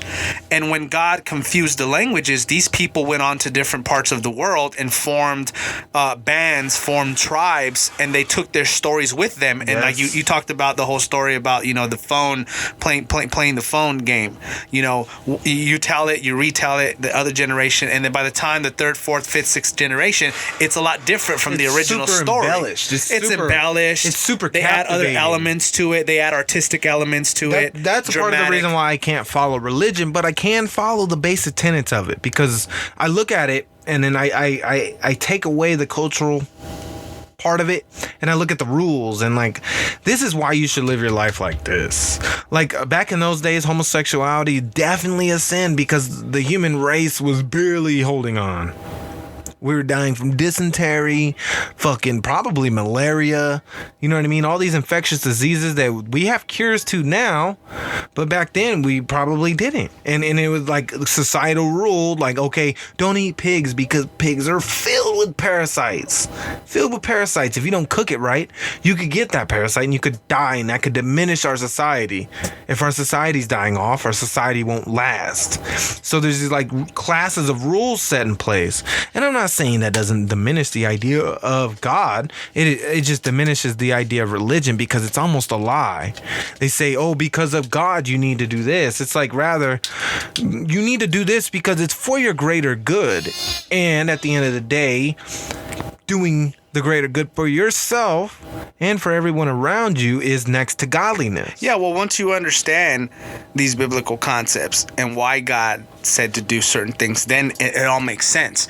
And you do it not as a rule or regulation, but you do it because it does make sense and because it's true and because it's good for us. You know what I mean? Because when you do things just because it's a rule, you're not really doing it because you want to. Because you believe it. Exactly. It's not a part of your soul. But that's not what Christianity is. Christianity, as taught by the prophets, as taught by Christ, is literally a transference of, I guess, what the word I'm gonna use is consciousness, from one state of being and seeing to another state that God gives you. So what it calls in the Bible is kind of like this heart transplant. In the book of Jeremiah, chapter 31, verse, I think it's verse 31, I forgot what verse it was, but in that it talks about that I will make a new covenant with my people and I will give them a new heart and I will put my laws into their heart.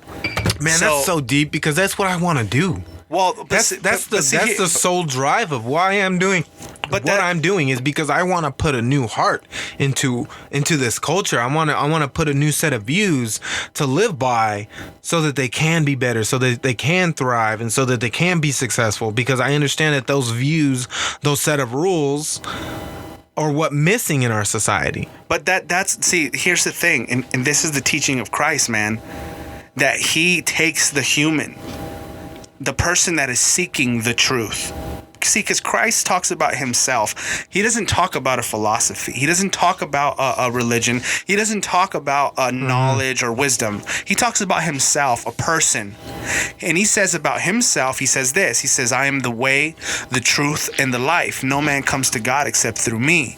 So he places himself as the end-all, be-all of all human yearnings and longings, whether we realize it or not. And that once you come to him, what he says is, I will give you a new heart. I will take out your heart of stone and give you a heart of flesh. So that now you're no longer this person that's adhering to a rigid set of rules, but you're literally a new creation. That is what it says in the First Corinthians. Yeah. So you follow a new set of basic inherent rules. Not that even is so inherent much. within You yourself. become a new creation. Yeah, exactly. So like human beings, like when I talk about societal rule nowadays, is that a lot of times they don't take into account for the ugly parts of human nature, and like we all have the ugly parts. So what you're saying is like finding Jesus and is ripping all of that out and just becoming something new, where there is not that isn't a thing. There is no ugly inherent nature. Exactly. Where because in the writings of the New Testament, there's a dichotomy. Yeah. And it's called the old man and the new man. Okay. And the old man, every time it brings up the old man, it talks about the affections, the lust, the infighting, the adulteries, fornication. All that stuff is pertaining to the old man, the old nature. Yeah. So in the book of Galatians chapter 5, it talks about the fruit of the flesh, or the outcome, or basically the manifestation of the flesh. And the manifestation of the flesh is adultery, murder, envying, fighting, drunkenness. Seven deadly sins was a later concept brought by the Catholic Church, but it talks about all the evil things that are inside of man. Yeah, okay, selfish. That's the flesh. Yeah. But the spirit is the complete opposite. It's compassion, meekness, kindness, gentleness, patience, self-control. And against such, it says that there's no law against those things. Mm-hmm. But there is laws against the other, because once you start enacting an evil, now you start to break laws. But if you're just loving, you're never going to break any law at all. So that dichotomy exists, and once you come to Christ, he gives you a new nature, a new way of being, a new way of looking at life, a new way of thinking that is akin to his nature. You know what's crazy? That's enlightenment. But that's what I'm saying, though, and that's why that is enlightenment. It is. That's a good word for it. It is enlightenment, but it depends on what light is enlightening you. Because here's the thing that the Bible teaches, and a lot of people don't understand this, is that Satan himself masquerades as an angel of light. The Bible says. Well, he is the angel of light. It's just that he opposed God at a certain point in time and got banished and became. But he's a false light. Epitome of evil. He's a false light. Yeah, so, see, I don't like that. I don't like that. I don't like that. I don't like that saying. He's a false light. Like, there is only one true light. Like, if I don't. That's like, what Christianity teaches, though. That's what Jesus said. He says, I am the light of the world. Okay. But there were things before him as well historically. My point is that when people say that there's false lights or false idols and all these things, that's a very selfish human nature. And I don't imagine God having those things. God would just be like, all right, whatever. You're fucking up. Like, there's rules. You're not following it. You know what I mean? I don't think... I think... Based on what I can observe in the world that we live in now and how things are run and how I can compare it to other things. Like, I believe we came from Mars. I don't think we originated on Earth. I don't. Mars... No, there's too much evidence that shows that there was actual intelligent life there. There is actual pictures, NASA pictures, that show 3 pyramids in the same pattern, a little like massively corroded, that match and line up with the pyramids of Giza. They have pictures of like pixelated humanoid looking statues with a guy sitting there with his leg crossed and a pet on his lap. See, there's so much that we don't know, and to assume that we know, like religion could be as old as fucking billions of years old. Like, we could have came from Mars and came here, ruined this planet time and time and time again, and now we're just in our new cycle. Like, we could literally be a fucking batch of bacteria in a lab, and God is the scientist watching over us. We don't. The point is we don't know. Is all we could do is observe. And that's the thing about the teachings of Christ. See, it bypasses that. No, not even so much. The idea, it bypasses the faith that it creates. Once you understand truly what Christ came to teach and what the apostles themselves taught. I promise you right now, I 1000% understand the ideas and why they need to be there. And it's the same reason why I'm now supporting Trump, is because I understand why those laws need to be there. It's because those laws take into account inherent human nature, and so do the laws of religion and Christianity and almost every religion. Like the idea of being gay in Islam is like punishable by death. It's like, if you're going to be gay, you're pointless to the society. So we're not going to waste our resources on you. We're not. You're a waste because you're not going to populate. We're not going to grow as a nation. And that's basically what Islam, you have to apply basic human nature to these ideas, and that's why communism doesn't work. That's why socialism doesn't work in mass numbers. Like, it works maybe over in European countries, but I've recently heard that they're not doing so well recently because it has a peak and then it has a downfall, and it has a big downfall. Yeah. Okay. Well, let's take a little bit slower, because I feel like you're going in so many different directions. I know. I'm high as fuck. I mean, we literally just went to Mars right now. Yeah, okay, so that's been... Okay, let me get back to that. That's been one of my theories since I started podcasting. I've said it since day one. Even before those images came out, before I seen those images, I had this theory, because they say there used to be life on Mars, and they found running water recently. They actually found running water on Mars. And then now they're showing these structures that resembles our structures on this planet. Almost exact. Like, there's even like a mound a little bit around the pyramids of Giza that look like the Sphinx. You know, and Egypt was one of the most earliest advanced civilizations aside from fucking China or Japan. They were like one of the earliest, but dude, we don't know shit. That's the thing. Is a story being told can be embellished to a point. So maybe it's our duty as a human and intellectual seeker to try to break everything down to its basic point. You know what I mean? Like, try to simplify something down super simple. Like, let's say, Snoop Dogg was at a concert. We just seen Tupac. Let's say somebody was like, Tupac was fucking performing over here at Glen Helen. What the fuck? Tupac is dead. Nah. He was there. He performed. Nobody bothered to question whether it was a hologram. You know what I mean? We got to try to break things down. Try to take every option and see what applies. Because at the end of the day, we honestly as shit, cannot say that we absolutely know. That, as a fact. For sure. But what we can do is say, I can feel something like I feel like it knows. Like we can have a feeling. But even feelings deceive, emotions deceive. Yes, that's very true. That's why Christ and who he is, his person. You talk about someone not from here. He clearly, you said that there's been people before Christ. According to his teachings and who he taught about himself, there was nobody before him. Yeah, but He said before Abraham problem, was, though. I am. In John chapter 1, in the beginning was the and Word. then The Word year was is with only God. 6,000 years and the old. Word, he never talked about how old the earth was or wasn't. That's the problem with Genesis. That's the problem. But I applied my theory. I have a theory for that. Yeah. That can still maintain your shit. Is that time is relative, and the time being told in those days don't match the time that we tell time now. Right. I mean, you know what I mean? That's another point. That's why I give leeway in that area, is because space and time is relative. Right, Relative. but- We don't know. Right, that's time. That's another point we can get Yes. into it. But I'm talking about what he said about himself. Now, whether or not you or anyone else believe it is a whole nother thing. Yeah. I'm just trying to present to you what it is that he taught about himself. Okay. And what Christianity really is about. And how it applies to us. And how it applies to Okay. us, exactly. All right, go for it. Now, like I said, whether or not you believe in it, it's a whole nother thing. No, yeah, if it's a good, like I told you, You know what I mean? Yeah, like it doesn't matter if it comes from religion, if it makes sense. Yeah, and even if it doesn't religion's make here sense. for a reason. I've recently said that our nation needs religion, because I do not believe that people cannot get to our point in our mind space. Like, we're equals. I don't believe we're that equals we need intellectually, religion. but you're more intellectually religious than I am,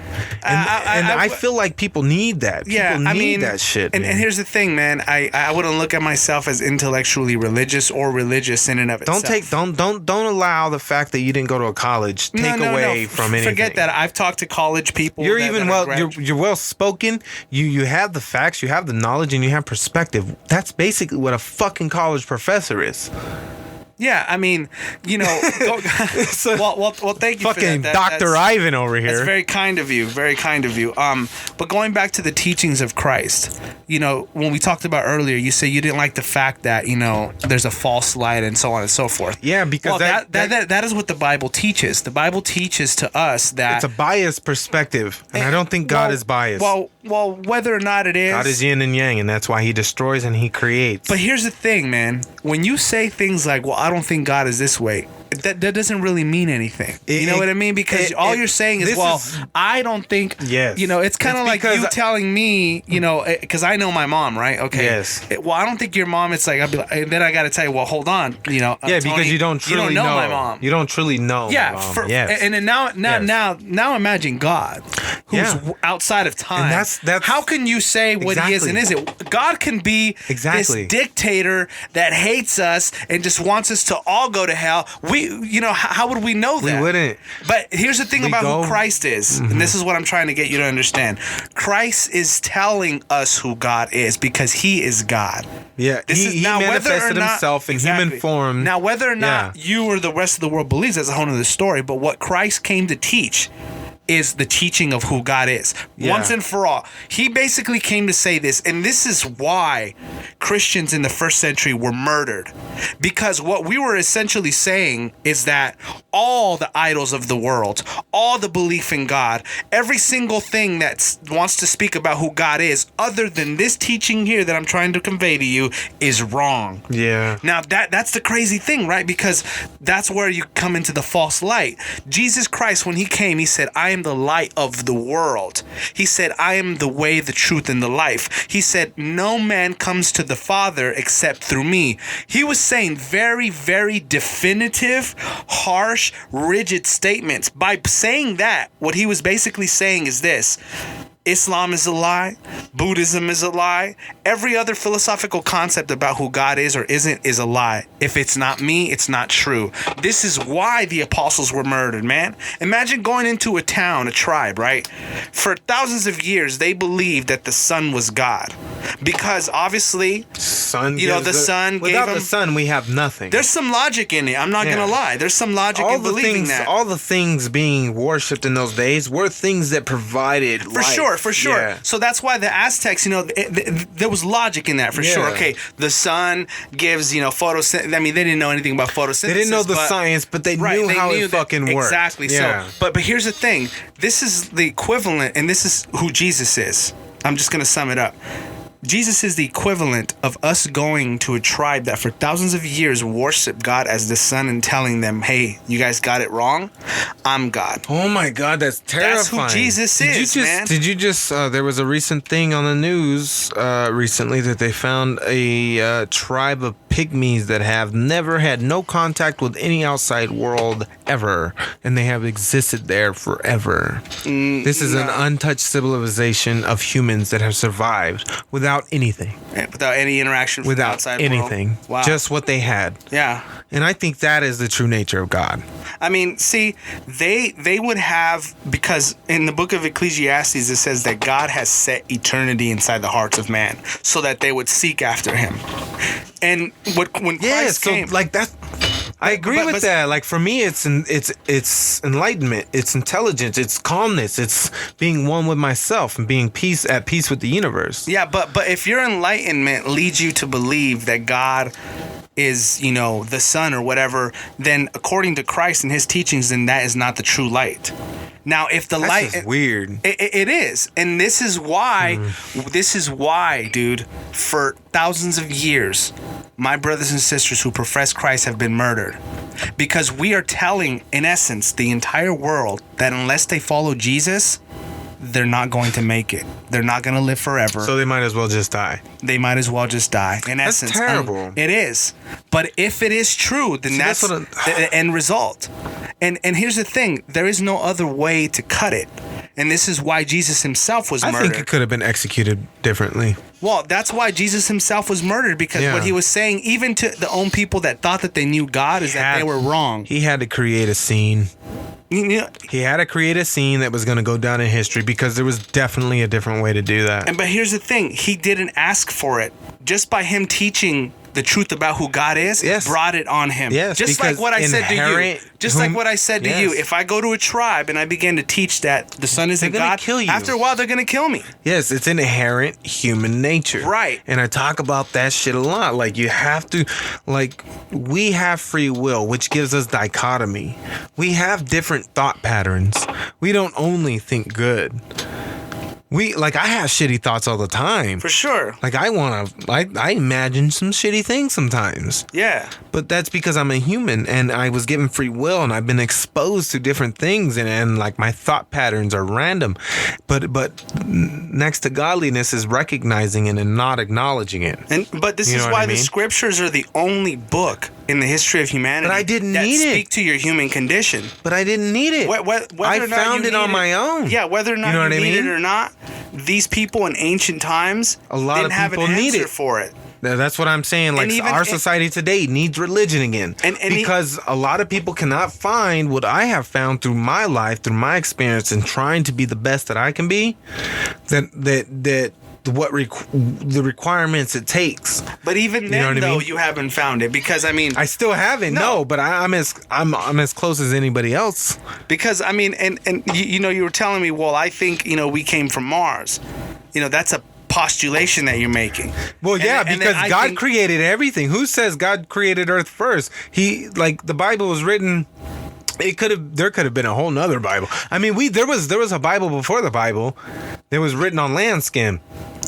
That was found, and it was translated from ancient Hebrew or Aramaic or some shit.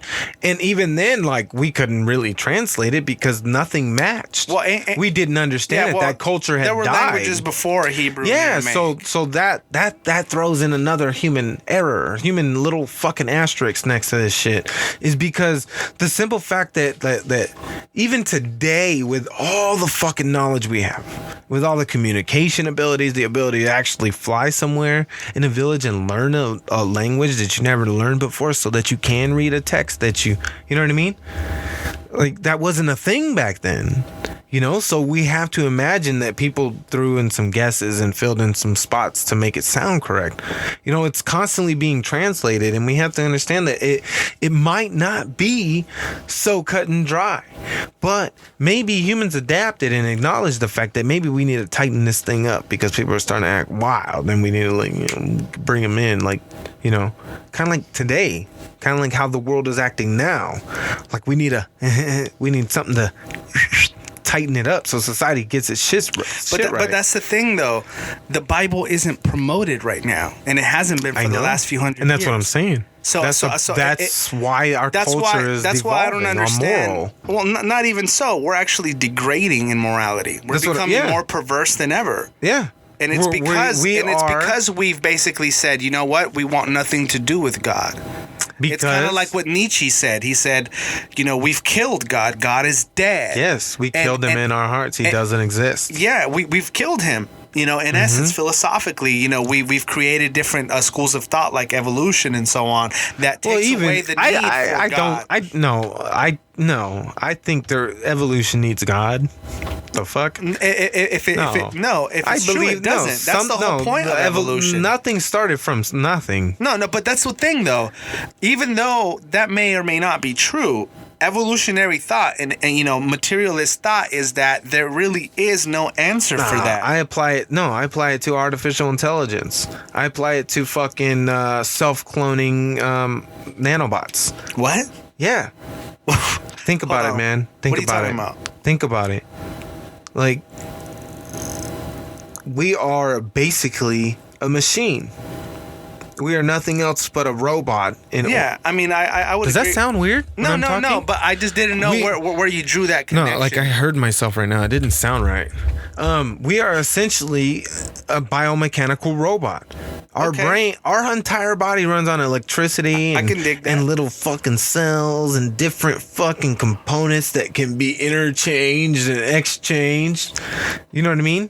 We're basically a fucking robot, and I think we're repeating history because we're essentially creating another life form that is better than us. Okay? So you believe we're going to evolve into something We else? aren't going to evolve. There's going to be a whole nother species that has not what we have, the negative faults. And if you think about it, if God is the ultimate creator that set everything in motion, I'm not saying he's in there fucking, this is the world and he's in there making clay dolls and fucking making things. No, I don't think that's what God is. I think God is the one of the most intelligent beings, probably the most intelligent being. Well, if he's God, he's the one who created it. Yeah, but that's our perspective. We don't know what the universe's perspective is. You know what I mean? We don't know. We like our galaxy alone. But going back to our science, galaxy alone could be just God's galaxy. Right, but there going could be back multiple to science, okay, the universe hasn't always been here. No, you know what I mean? it For came the longest time, from a certain point. Scientific Yes. thought was that the only thing that is eternal is the universe. But and then later we just on, found out it ain't. It ain't eternal. No. You know, it started somewhere. So God, you know, Exactly. is the one who created the universe. What if And we're he just a did- science experiment, man? What if this is all a game to see what's going on? What if we're mice in a laboratory? Well, I would use a different word, not game. It's a test. Or This a life test. is a test, and I think the test is this: whether or not you're going to know God, you're going to know the truth. If we're worthy to the next dimension. And the bone that he threw to humanity, so Was that we Jesus. Jesus. That is what I believe exactly. I would not doubt that shit at all because I would see Jesus as a rebel. I would imagine God didn't even I would imagine God did not even want him to go. No. I would imagine that wasn't even planned. See, here's like the thing. apparently God came down. I don't think that's what happened. I admire think that was happening. your inquisitive mind and the way that you. I'm applying human nature to God and Jesus. No, I admire the way that you think for sure. But here's the thing about it, though, is that when you say, when you talk about the Bible and biblical concepts and Jesus, you have to adhere to what is written. You can't just say, well, I think. You can say, I think about almost a lot of other things. That takes away the telephone theory. Because then I can't extrapolate maybe the deeper meaning of what's being said. But the difference is that you have a document here that's telling you the story. Yeah, but it's been translated multiple times and been rewritten. Well, we can get into that later. See, there's an answer for that. I have to take that into the equation. No, but I think that's the only way I can be unbiased is to allow all I know from every fucking point of view. Right. And then that's where I make up my point of view. Like I'm not discounting anything, but I'm saying like it's been translated multiple times and it's been translated from a language that was fucking dead, and they had to like try to make it up, and numbers were words and words were numbers, and you couldn't tell the fucking difference because you spoke a different language and you knew a different thing. Yeah. You know what I mean? Well, we can get to that in a bit. It gets translated there's over an and answer over. for that, but it's hard for me to trust that because I don't trust humans. I hear you. But let's just say, for the sake of our discussion right now, Okay. the Bible is what it is. It says what it says. Okay. Now take it as fact.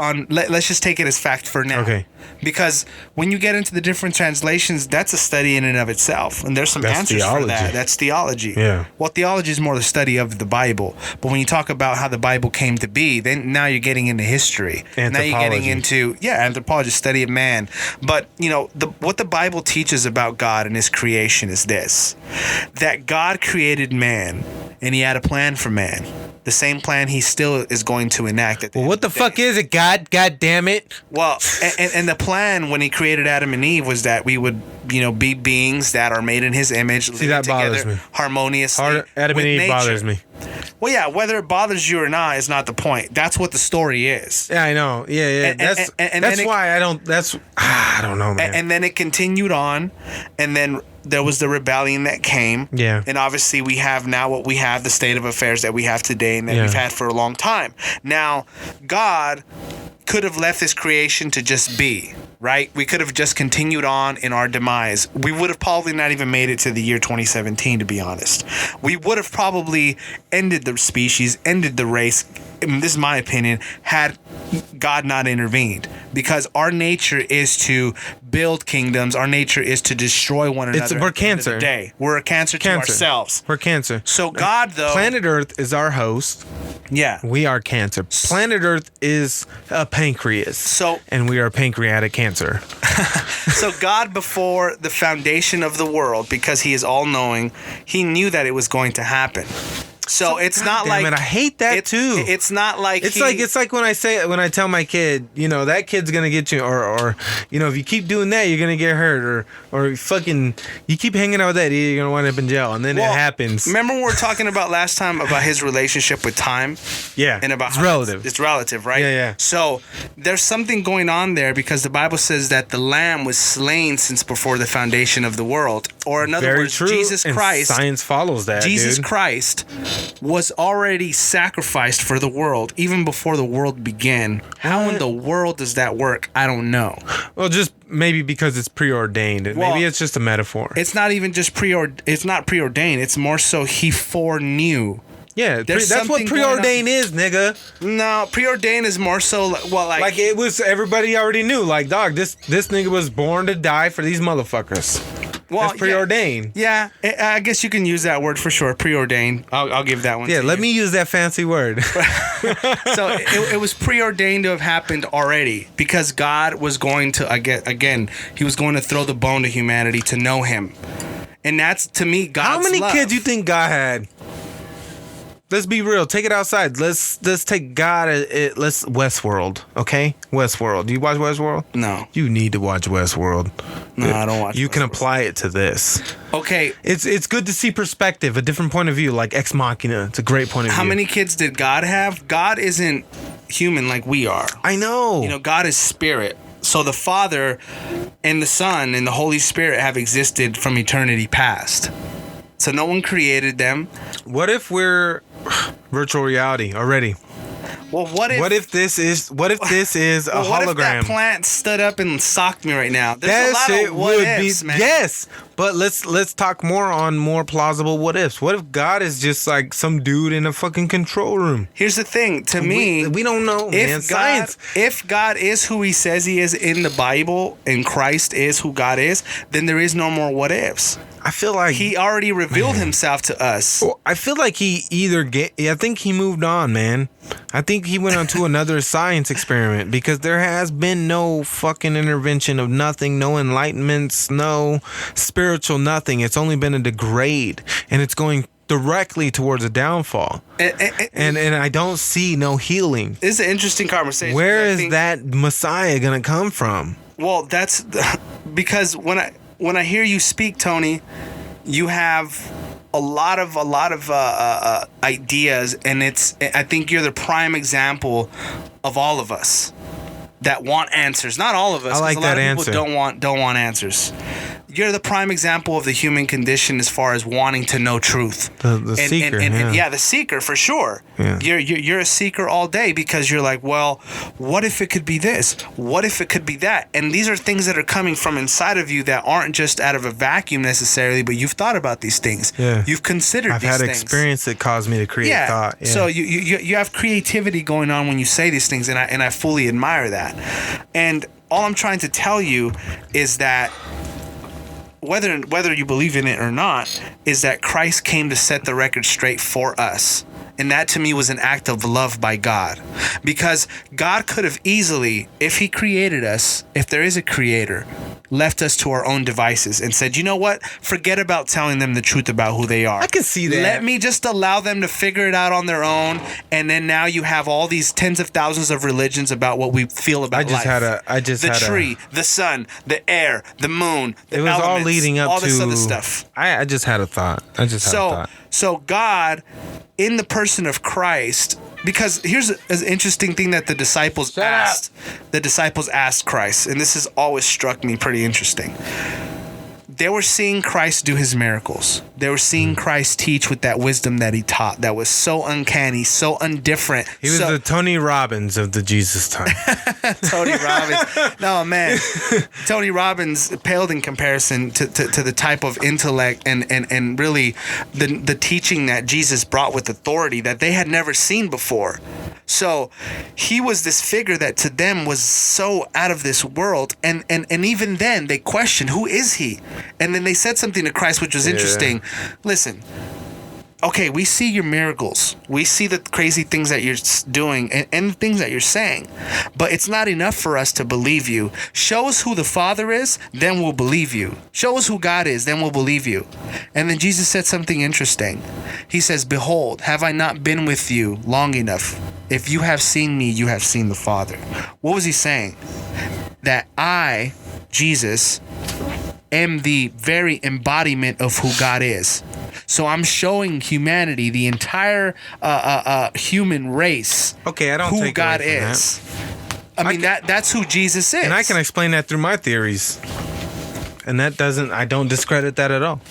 I take away the mysticism, but if Jesus was God and God is all knowing and all powerful, he would know how to do a fucking chemical reaction to turn water into wine. For sure. That would be He would know how that to would be nothing to him. He would know how to displace his weight across water so that he can walk on it because he has all information. That it's would not be a mystery nothing to him. That would be the least of things. That makes sense. I mean, that So would like that's what I'm saying though. That goes along with what I'm saying. God is fucking science. Cause science is like the way science is set up, it's set up to be fact and it's set up to be disputed and it's set up to be tried out by everyone else. I wouldn't say God is science. Science is man-made attempt at understanding God, things that God created. But we are God and he is us, and science is the most factual thing we have in this universe. We cannot argue with that. Science is we can calculate shit to a fucking minute degree, like and to an atom scale. We can do that. That's some godlike shit. Like 1800s. Do you think they knew about atoms and cells and fucking gut biome and fucking Yeah, but see, blood pressure and cholesterol that collecting stuff in the exists veins? Because of God, right? That's but what I'm saying. Apart from whether or not we found it out or not, it still exists. But God, you know what I mean? God acts through individuals, correct? Right. Okay, so they got scientists that discovered fucking bad HDLH, the fucking cholesterol that causes heart attacks, and they link it to certain foods. Do you think someone else no, maybe it was God that was like, all right, well, this isn't good for you. I'm gonna give this motherfucker the push to attain the knowledge to change this certain part of the human culture to a better culture, so Human that we beings stop are eating crafty. shitty food. Human beings are crafty, man. Yeah. We are very, very, very smart beings. What if we're programmed, like, what if we're computer simulations that are programmed after God, and God, like, it was just like this, like, 20,000 terabytes of fucking information dispersed upon 8 trillion people? Well, I think there's a software about us for sure. Yeah. And Our God, software is our soul, but and our God body is is the our one mechanic. who created that software, and He's the only one that knows how it works properly. Yeah, he's the motherfucking IT guy. That's So- why I'm broken. Come to me, Jesus. Let me So- fucking repair my malware. Yeah, so he's the IT guy, and we go to him because of our malfunctions. And unless we go to him, the IT guy, the only one that can fix us, then we won't be fixed. You know, he knows how the mind works. He knows how emotions work. He knows how all of our longings and yearnings work. And this is why he says to have fulfilled them. He says, come to me, all you who are weary and burdened and carry heavy, heavy burdens, and I will give you rest. I will give you a new heart. You know, this is why he repairs human anxiety. I mean, I know, man, I can tell you, dude, testimonies of people that I know personally that suffer from anxiety all their life that Christ healed in a millisecond. I mean, he healed me from addiction in a second. He can do things that modern medicine and psychiatry and therapy cannot do for a human being in a second. So he is the repairer of humanity, Yeah, the but one and only. The only thing I think is that you as a person have to find it. There's no set pattern. There's no structure to Yeah. find them. It's a personal thing. Well, that's why he says, seek and you shall find. Yeah. Knock and the door will be open to See, you. I'm seeking in my own way, you know? I'm not seeking in the conventional way. I'm seeking in the knowledge way theory, like applying and understanding. Yeah. See, the main thing is understanding and accepting the ugly within us and the good within us, and seeing how, understanding how, men up until we're 25, our fucking cognitive part of our brain isn't even fully developed. Like, no wonder why I was such a piece of shit in my 20s. You know what I mean? Until I was 25. Like, I just recently got to the point where I'm at now. And let me tell you, it's fucking far. I was a piece of shit, man. I was a piece of shit. I only cared about myself, and that was it. I didn't care about anybody else. Super selfish. Yeah, I was been there, a man. fucking piece of we've all garbage. been there, man. You know what I mean? And I ruined my life. Mm-hmm. And it took my entire life crumbling in front of me for me to fucking find this level of enlightenment, to want to find this level of enlightenment. Something tragic had to happen to me for me to want this. And that's the problem with humans. The only way something's gonna happen is if we all want it. Unfortunately, that sometimes is the catalyst for people to seek. But Christ is there, man, and those who seek after him will find him. Those that call upon him, it says that he will answer them. And it's not anything philosophical. It's not anything intellectual. It's more I think so. philosophy is God, man. Well, Philosophy is God's word coming through us. Back in those days, the Well, motherfuckers with the philosophy were the ones that wrote the books. Well, not even so much. The belief in Christ surpasses philosophy. Really, philosophy is just the love of knowledge. That's what the word means. But what knowledge? It's knowledge. But Knowledge is like me and my buddy Terry. That's common guy on my show. Yeah. Knowledge is our God. That's our religion. Yeah. Fact. Well, you Fact. You're Because if you're a God, Gnostic. God could never be against fact. Yeah, you're a Gnostic, Okay. You know, that's a good way to put it, because gnosis is to know. And there was a school of thought called Gnosticism, and Gnostics were all about knowledge and attaining and ascertaining knowledge and data and so on and so forth. And I mean, I was there too, and not to say that I'm better than you or anyone else like that. You just went a different route because. Well, I believe I went the route. And, you know, Okay. like I said, human beings at the end of the day, we're not searching for knowledge, essentially. Because knowledge, you'll find it, but that doesn't mean you're going to find truth. And I think the ultimate truth, like what I would call the meta truth, the truth over all truths, it's Christ. And that's who we really are searching after. Would the overall truth would be we all don't matter, nothing matters, that the simple fact that we should just be good people and live our lives, the simple fact. I think that the Because meta we truth can't- is Christ. And who But he is, what we he can't came to assume do. with the numbers that we have, like just the numbers that we have, like an individual in the universe, whatever is the truth. I have to give him a blanket. He has to be something, and he's just metaphorized. You know, that must be blasphemy in Christianity, but Christianity is just a representation of some shit that happened, some ideas that were thought. So I have to discredit it. I have to break it down. It's got to be something less. It's got to be just an understanding. It's just see. I don't think the idea of Jesus is the way and the only way, and like he came to teach us. No. I think maybe he was just one person that understood God better than anybody fucking else, and he knew. He just knew. And then he had to go out on a journey to find something, and he found it, and he came back, and he fucking did his thing, and he set something in motion. He was, don't hate me for saying it, he was the Donald Trump of the era. Right? No, not at all. Yeah, he was. You know, he was saying everything nobody wanted to hear, but it was the truth. Am I wrong?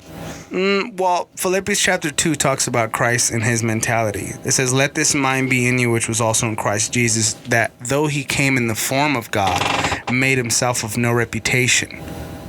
What does that mean? So what that means is that though he was God and he knew he was, he didn't command people to worship him as such. Okay, yeah. And that humility is so beautiful about him. But when people did begin to figure out that he was God, they worshipped him as such. And just as those of us who have figured out that, hey man, this is not just a story. This is not just a mythos. This is not just some made up story that you tell in Sunday school. But this guy, this being inside this story is real. And those of us who have figured that out begin to understand about him and his person. And that, know what? We're not searching for knowledge. We're not searching for wisdom, essentially. We're searching for a person, and his name is Christ. And that's why it's so polarizing. I can't take that. Well, whether or not you can or can't, I'm just conveying to you what true Christianity is all about. Okay, yeah. You know what I mean? I know. That's what I'm saying. That's why I can't do it. I just can't do it because it's just what about Islam? What about Muslims, dude? Islam came 600 years after Christ. It doesn't matter. They're overpowering us. No, not yes, at they all. are. They're multiplying 20 times more than us. Yeah, that doesn't mean every anything, family has 5 times more children than they're us. a powerful force for sure. They're taking over Europe. Yeah, right now. They're a powerful force for sure, but they're trying to take over the United States. It's all a prophecy, man. It's written to happen. Okay, so does that make Islam right? No, it doesn't. I'm just. So is Russia and the United States declaring war on Islam the only way? Because Russia's probably the only Christian place over there in that area in the Middle East, because Russia's technically Asia. In the Middle East over there. You know what I'm saying? Like, yeah.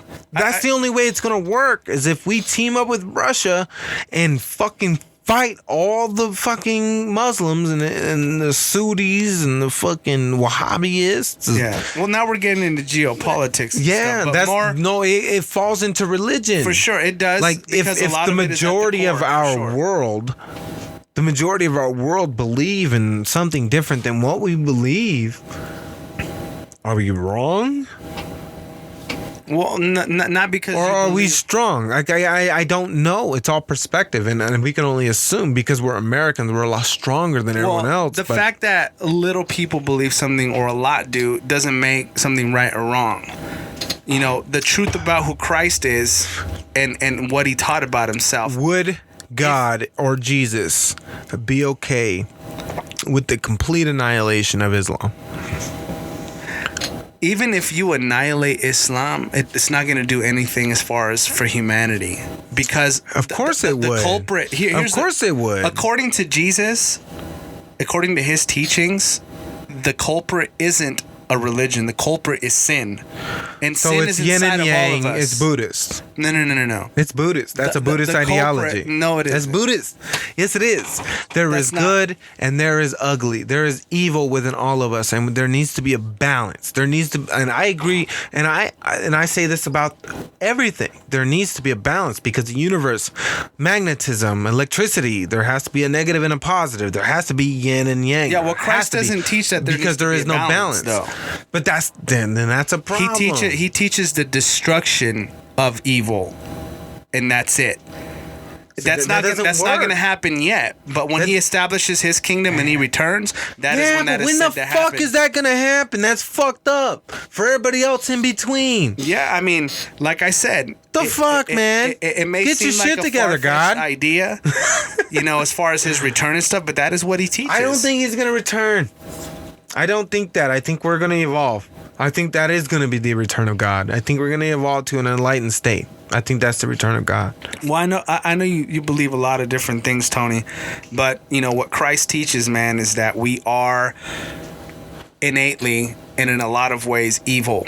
And I believe that too. What he Yes, I came believe to that. do. I'm an was evil to- motherfucker. When you talk about evolution, what he I came will to do cocaine right now. What he came to do was create a new race of men and women. Yes. 1 Corinthians chapter An 15 talks about intellectually enlightened race of people. a whole new people, like in 1 Corinthians chapter 15.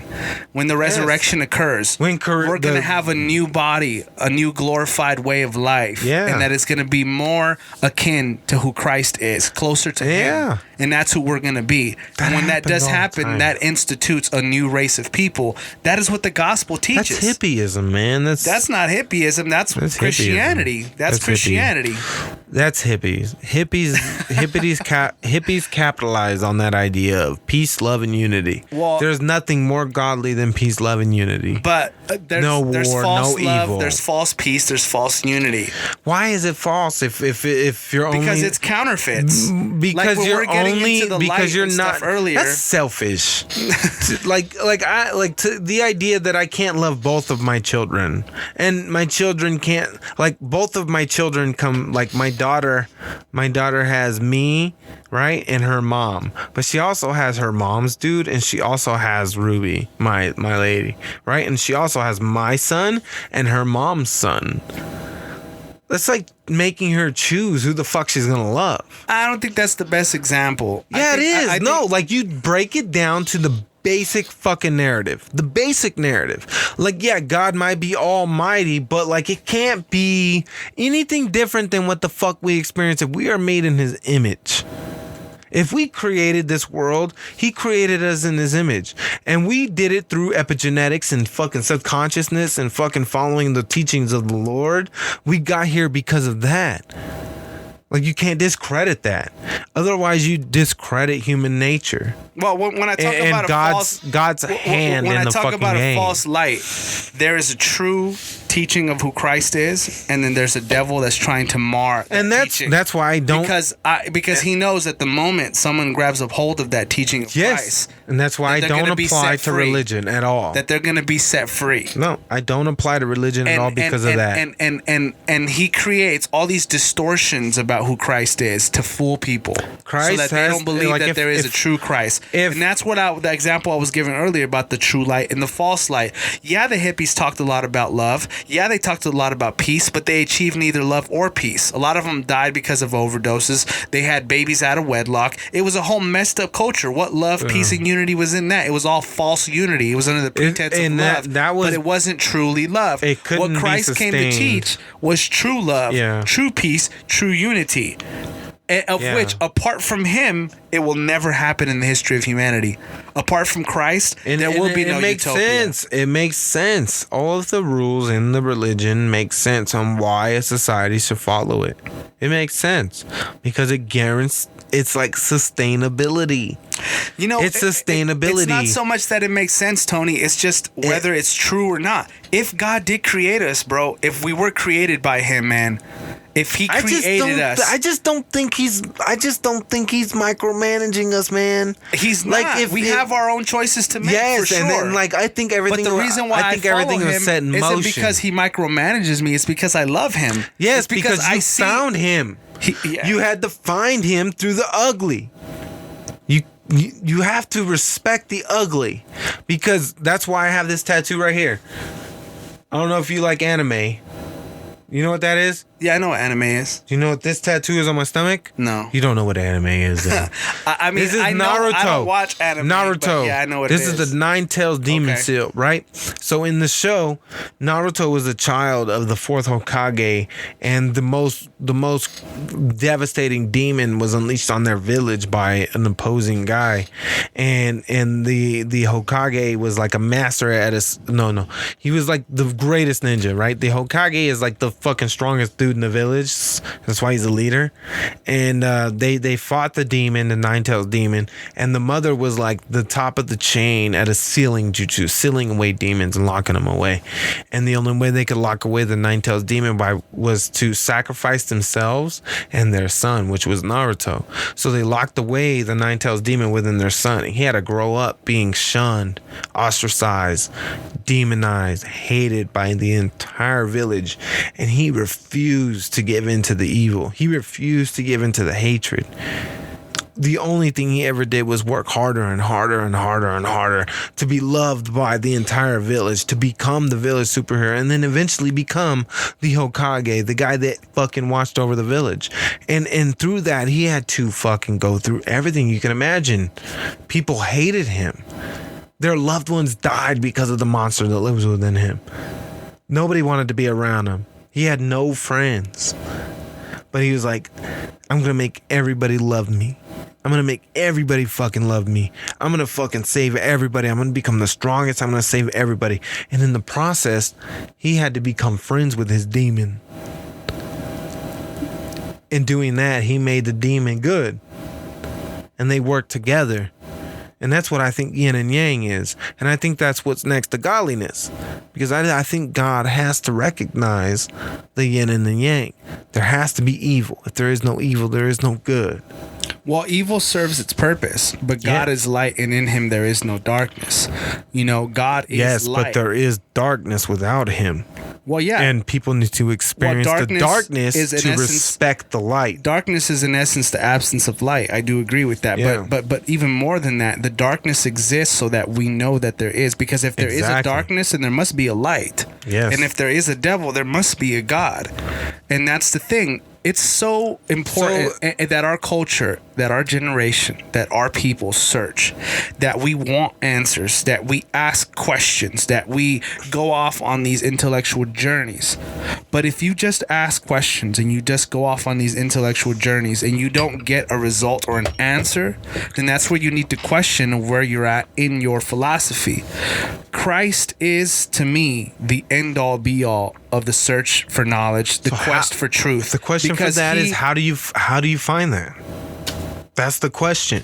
Where do you find that? How do you find that? How do you find that? Is that through only personal growth, like an individual's personal experience, to like randoms, like karma happening? Like, no, you believe that's the issue. Is the way that you find that is to turn from the wickedness that we know to be true inside of us and to believe Him at His word. Yeah. Now, though, well, you know what? It's not that it's hard; it's impossible, bro. Yes. It's a work of the Holy Spirit done in us, dude. It needs to happen. Like it happened I said, to me. enlightenment. It happened to me in my mom's my bedroom at my mom's house, bro. Yes. Like when it happened to me, I began to read the pages of the New Testament and read the story of Christ, and the reality of who He is came so true to me that night. Yeah. And I realized how wicked I was, man.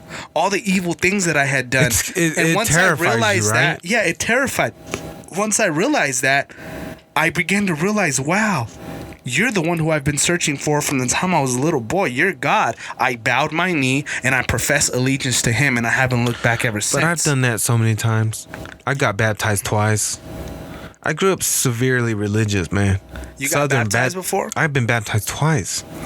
Well, yeah, but baptism... I've been baptized twice, saved multiple times. Yeah, well, baptism doesn't essentially mean that you are in Christ. That's what I'm saying. Because a lot of people are forced. You know what I mean? Exactly. I don't think it's in my intellectual.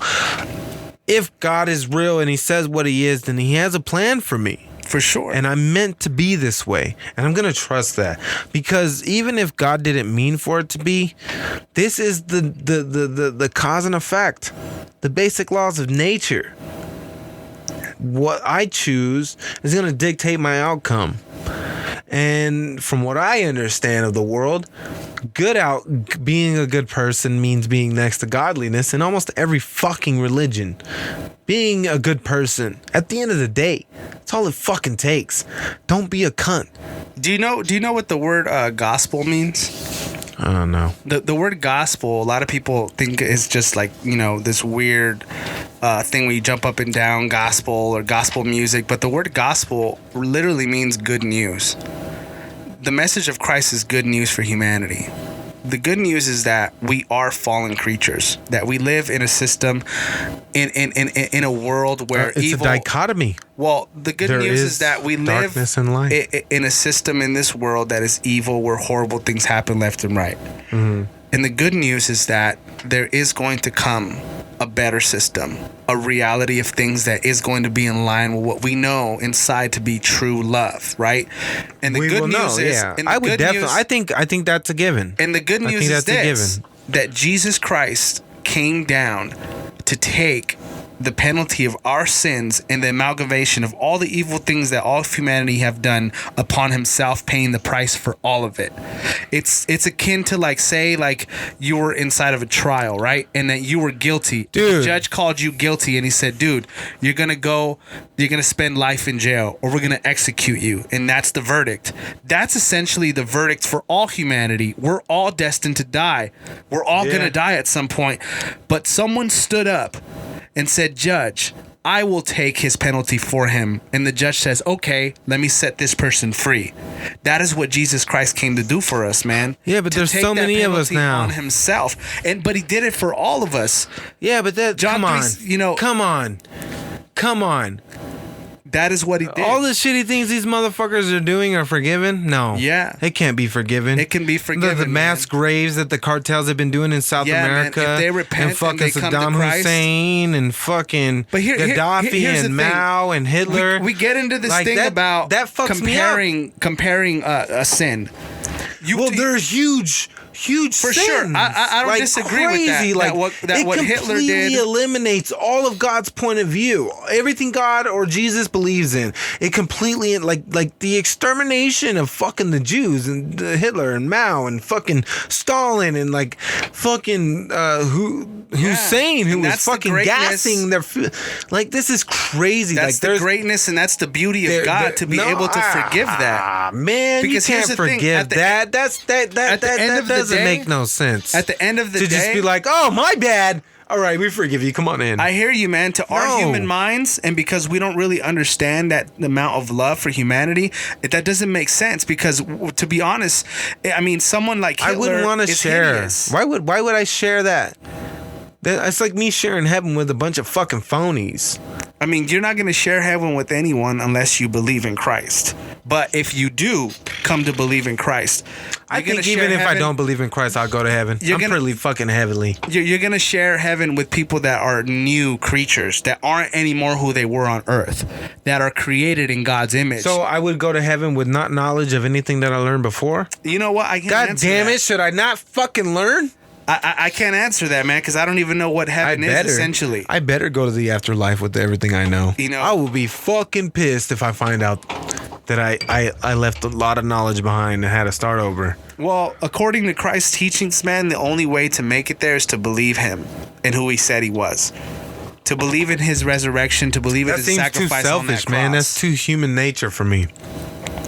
That's too human nature for me. Hey, man, well, you can have a million reasons in the world not to believe it, but that is what he said. I wouldn't imagine God being that type of person. Yeah. You know what I mean? Like if we think of God, he's like the top tier of what it is to be anything in the world, right? I don't think he would be that type of person. It's hard to imagine that people like Stalin, like Mussolini, like Hitler. See, we always go to these extreme creatures. The only example, Genghis Khan. Yeah, Genghis Khan was one of the fucking greatest pioneers of Europe ever. Yeah, the Mongol Empire was pretty interesting. They civilized the whole fucking place, and it was all through chaos. And Genghis Khan concreted the Chinese Empire, the whole fucking place. It's hard to believe that people that have been responsible for so many deaths can be forgiven, can be, changed. Can be responsible for such a positive outcome. But that so is how the can we get mad at Trump for fucking bombing is fucking Middle East, dude? But that is the magnitude of who God is, the magnitude of His love. We have that to is apply incomprehensible. Yes. That is so. God is ineffable. I mean, it's so amazing His love, man, and ephemeral. More than even going out there to the Hitlers, man. Apply it to yourself. Okay, I was so wicked. I did so many things against what I knew to be true. And for God to have forgiven me, to have mercy on me, to have but you love assume for me, that. Man, it's such a beautiful thing. But you assume that, though. That's not fair. I assume what? You assume that. I assume what? That God forgives you. I don't assume that. I take it by faith in His word that it's true. Yeah, but faith is so hard too because it's one of those things you just can't do anything about. Yeah. Faith is a blind thing. Faith isn't blind. It's a known side. It's it's an individually known thing. Well, faith. Faith isn't blind. I mean that's a it's based on individual fact. Well, it's based on facts for sure. Individual, but it surpasses human logic and human reasoning. Yes, and it can't be replicated and it can't be reshown. That's what makes faith fucking hard. Yeah. I agree because with it's that. I've had people tell me some crazy things on the streets. How am I supposed to believe them? You know what I mean? Like they tell me shit all the time. Like, oh, that's cool. Yeah, okay. And I walk away like, I highly doubt that. Have you ever asked God to show Himself to you? Yes. I grew up very religious, man. Southern Baptist. But recently. Recently? Have you asked Him at all? Yeah. Yeah, but it's okay. So how do you not know that maybe us having this conversation is a way of Him trying to reach out to you? Because I still doubt it. Yeah, well, nothing has changed within me. For sure, that's when I know. Like for me, I know I will find God when I know it'll hit me, and I'll be like, oh. Yeah, I'll accept it. Yeah. See, like that's why I can't manipulate anybody. No, you can only give me what you know. That's it. And I can apply it to what I know. But I fully respect the fact that you're even sitting down with me without getting. I don't get angry. A lot of people get offended. I don't get offended. And I'm very direct. I tell you exactly what I mean. So I think we vibe a lot in that way, and I think we're able to have a mutual love and respect for one another. That hey, man, you know what? We may be on different sides. We're having a great conversation of the spectrum, but at the end of the day, the people listening to this is going to take so much away from it. For sure, more than what we're taking away from it, and I hope that they do. For sure. Yeah. And I encourage anyone listening, to do their own research, to find their own things. No one can tell you anything for yourself. That's one thing I learned about Christ. Yeah. Is that He is it's a very individual experience. Yes. It isn't anything anyone could impose on you. Mm-hmm. There's so many stories of people having experiences with Christ that never ever thought that they would. People finding Him in various ways, or rather He finding them. And it's such a miraculous thing, But again, you can't manipulate anybody. You can't impose it on anybody. That's the beauty about true love. True love is never forceful. Like when two people love each other, it's not like it just is. Yeah, it just is. It just happens, and that's the beauty of who Christ is too. It just is. You know what I mean? So, I agree. I think things that are just is. It has to be something more than nothing. Yeah. Nothing comes from nothing. Yeah. Something starts from everything. You know what I'm saying? Yeah. You running out of time? Yeah, man. I got. Where are we at? Bro. We're at 2.5 hours. All right, that's a perfect time to Sweet. stop. All right, guys, thank you for tuning in to this very gospel episode of Tony Rager's Joint Narcissisms with my boy Ivan. He's probably gonna be on more. Go to every fucking one of them. Saw that? Yeah. Oh shit! Go to anybody listening to this. If you don't have a podcasting app, if you have an iPhone, use Laughable or use iTunes. Subscribe, rate 5 stars. You got an Android, use Stitcher, Google Play, TuneIn, iHeartRadio, Player FM. I'm on every fucking podcasting app. So go there, subscribe, rate 5 stars, leave a review. Tell me what's up. I got a Patreon. Right, to help me support doing this thing. I want to get a banner to replace that spray painted sign in the back. That's how I found you, though, so it was effective. Yeah, so I want to put a banner out there, like a legit banner, because I feel like I could make a bigger difference with a professional, non-tagged thing on a board. Hit up my Patreon. Patreon.com/GSMH. Shoot me some cash. I got my first goal there for 500. It's probably too much. Whatever. Shoot me whatever you can. I get that payment at every 8th of the month. So it will help. It will help a lot. It'll help with the bills. It will help with buying new equipment. It'll help with buying signs to put out, advertisement to get the word out. All right, you guys. Peace.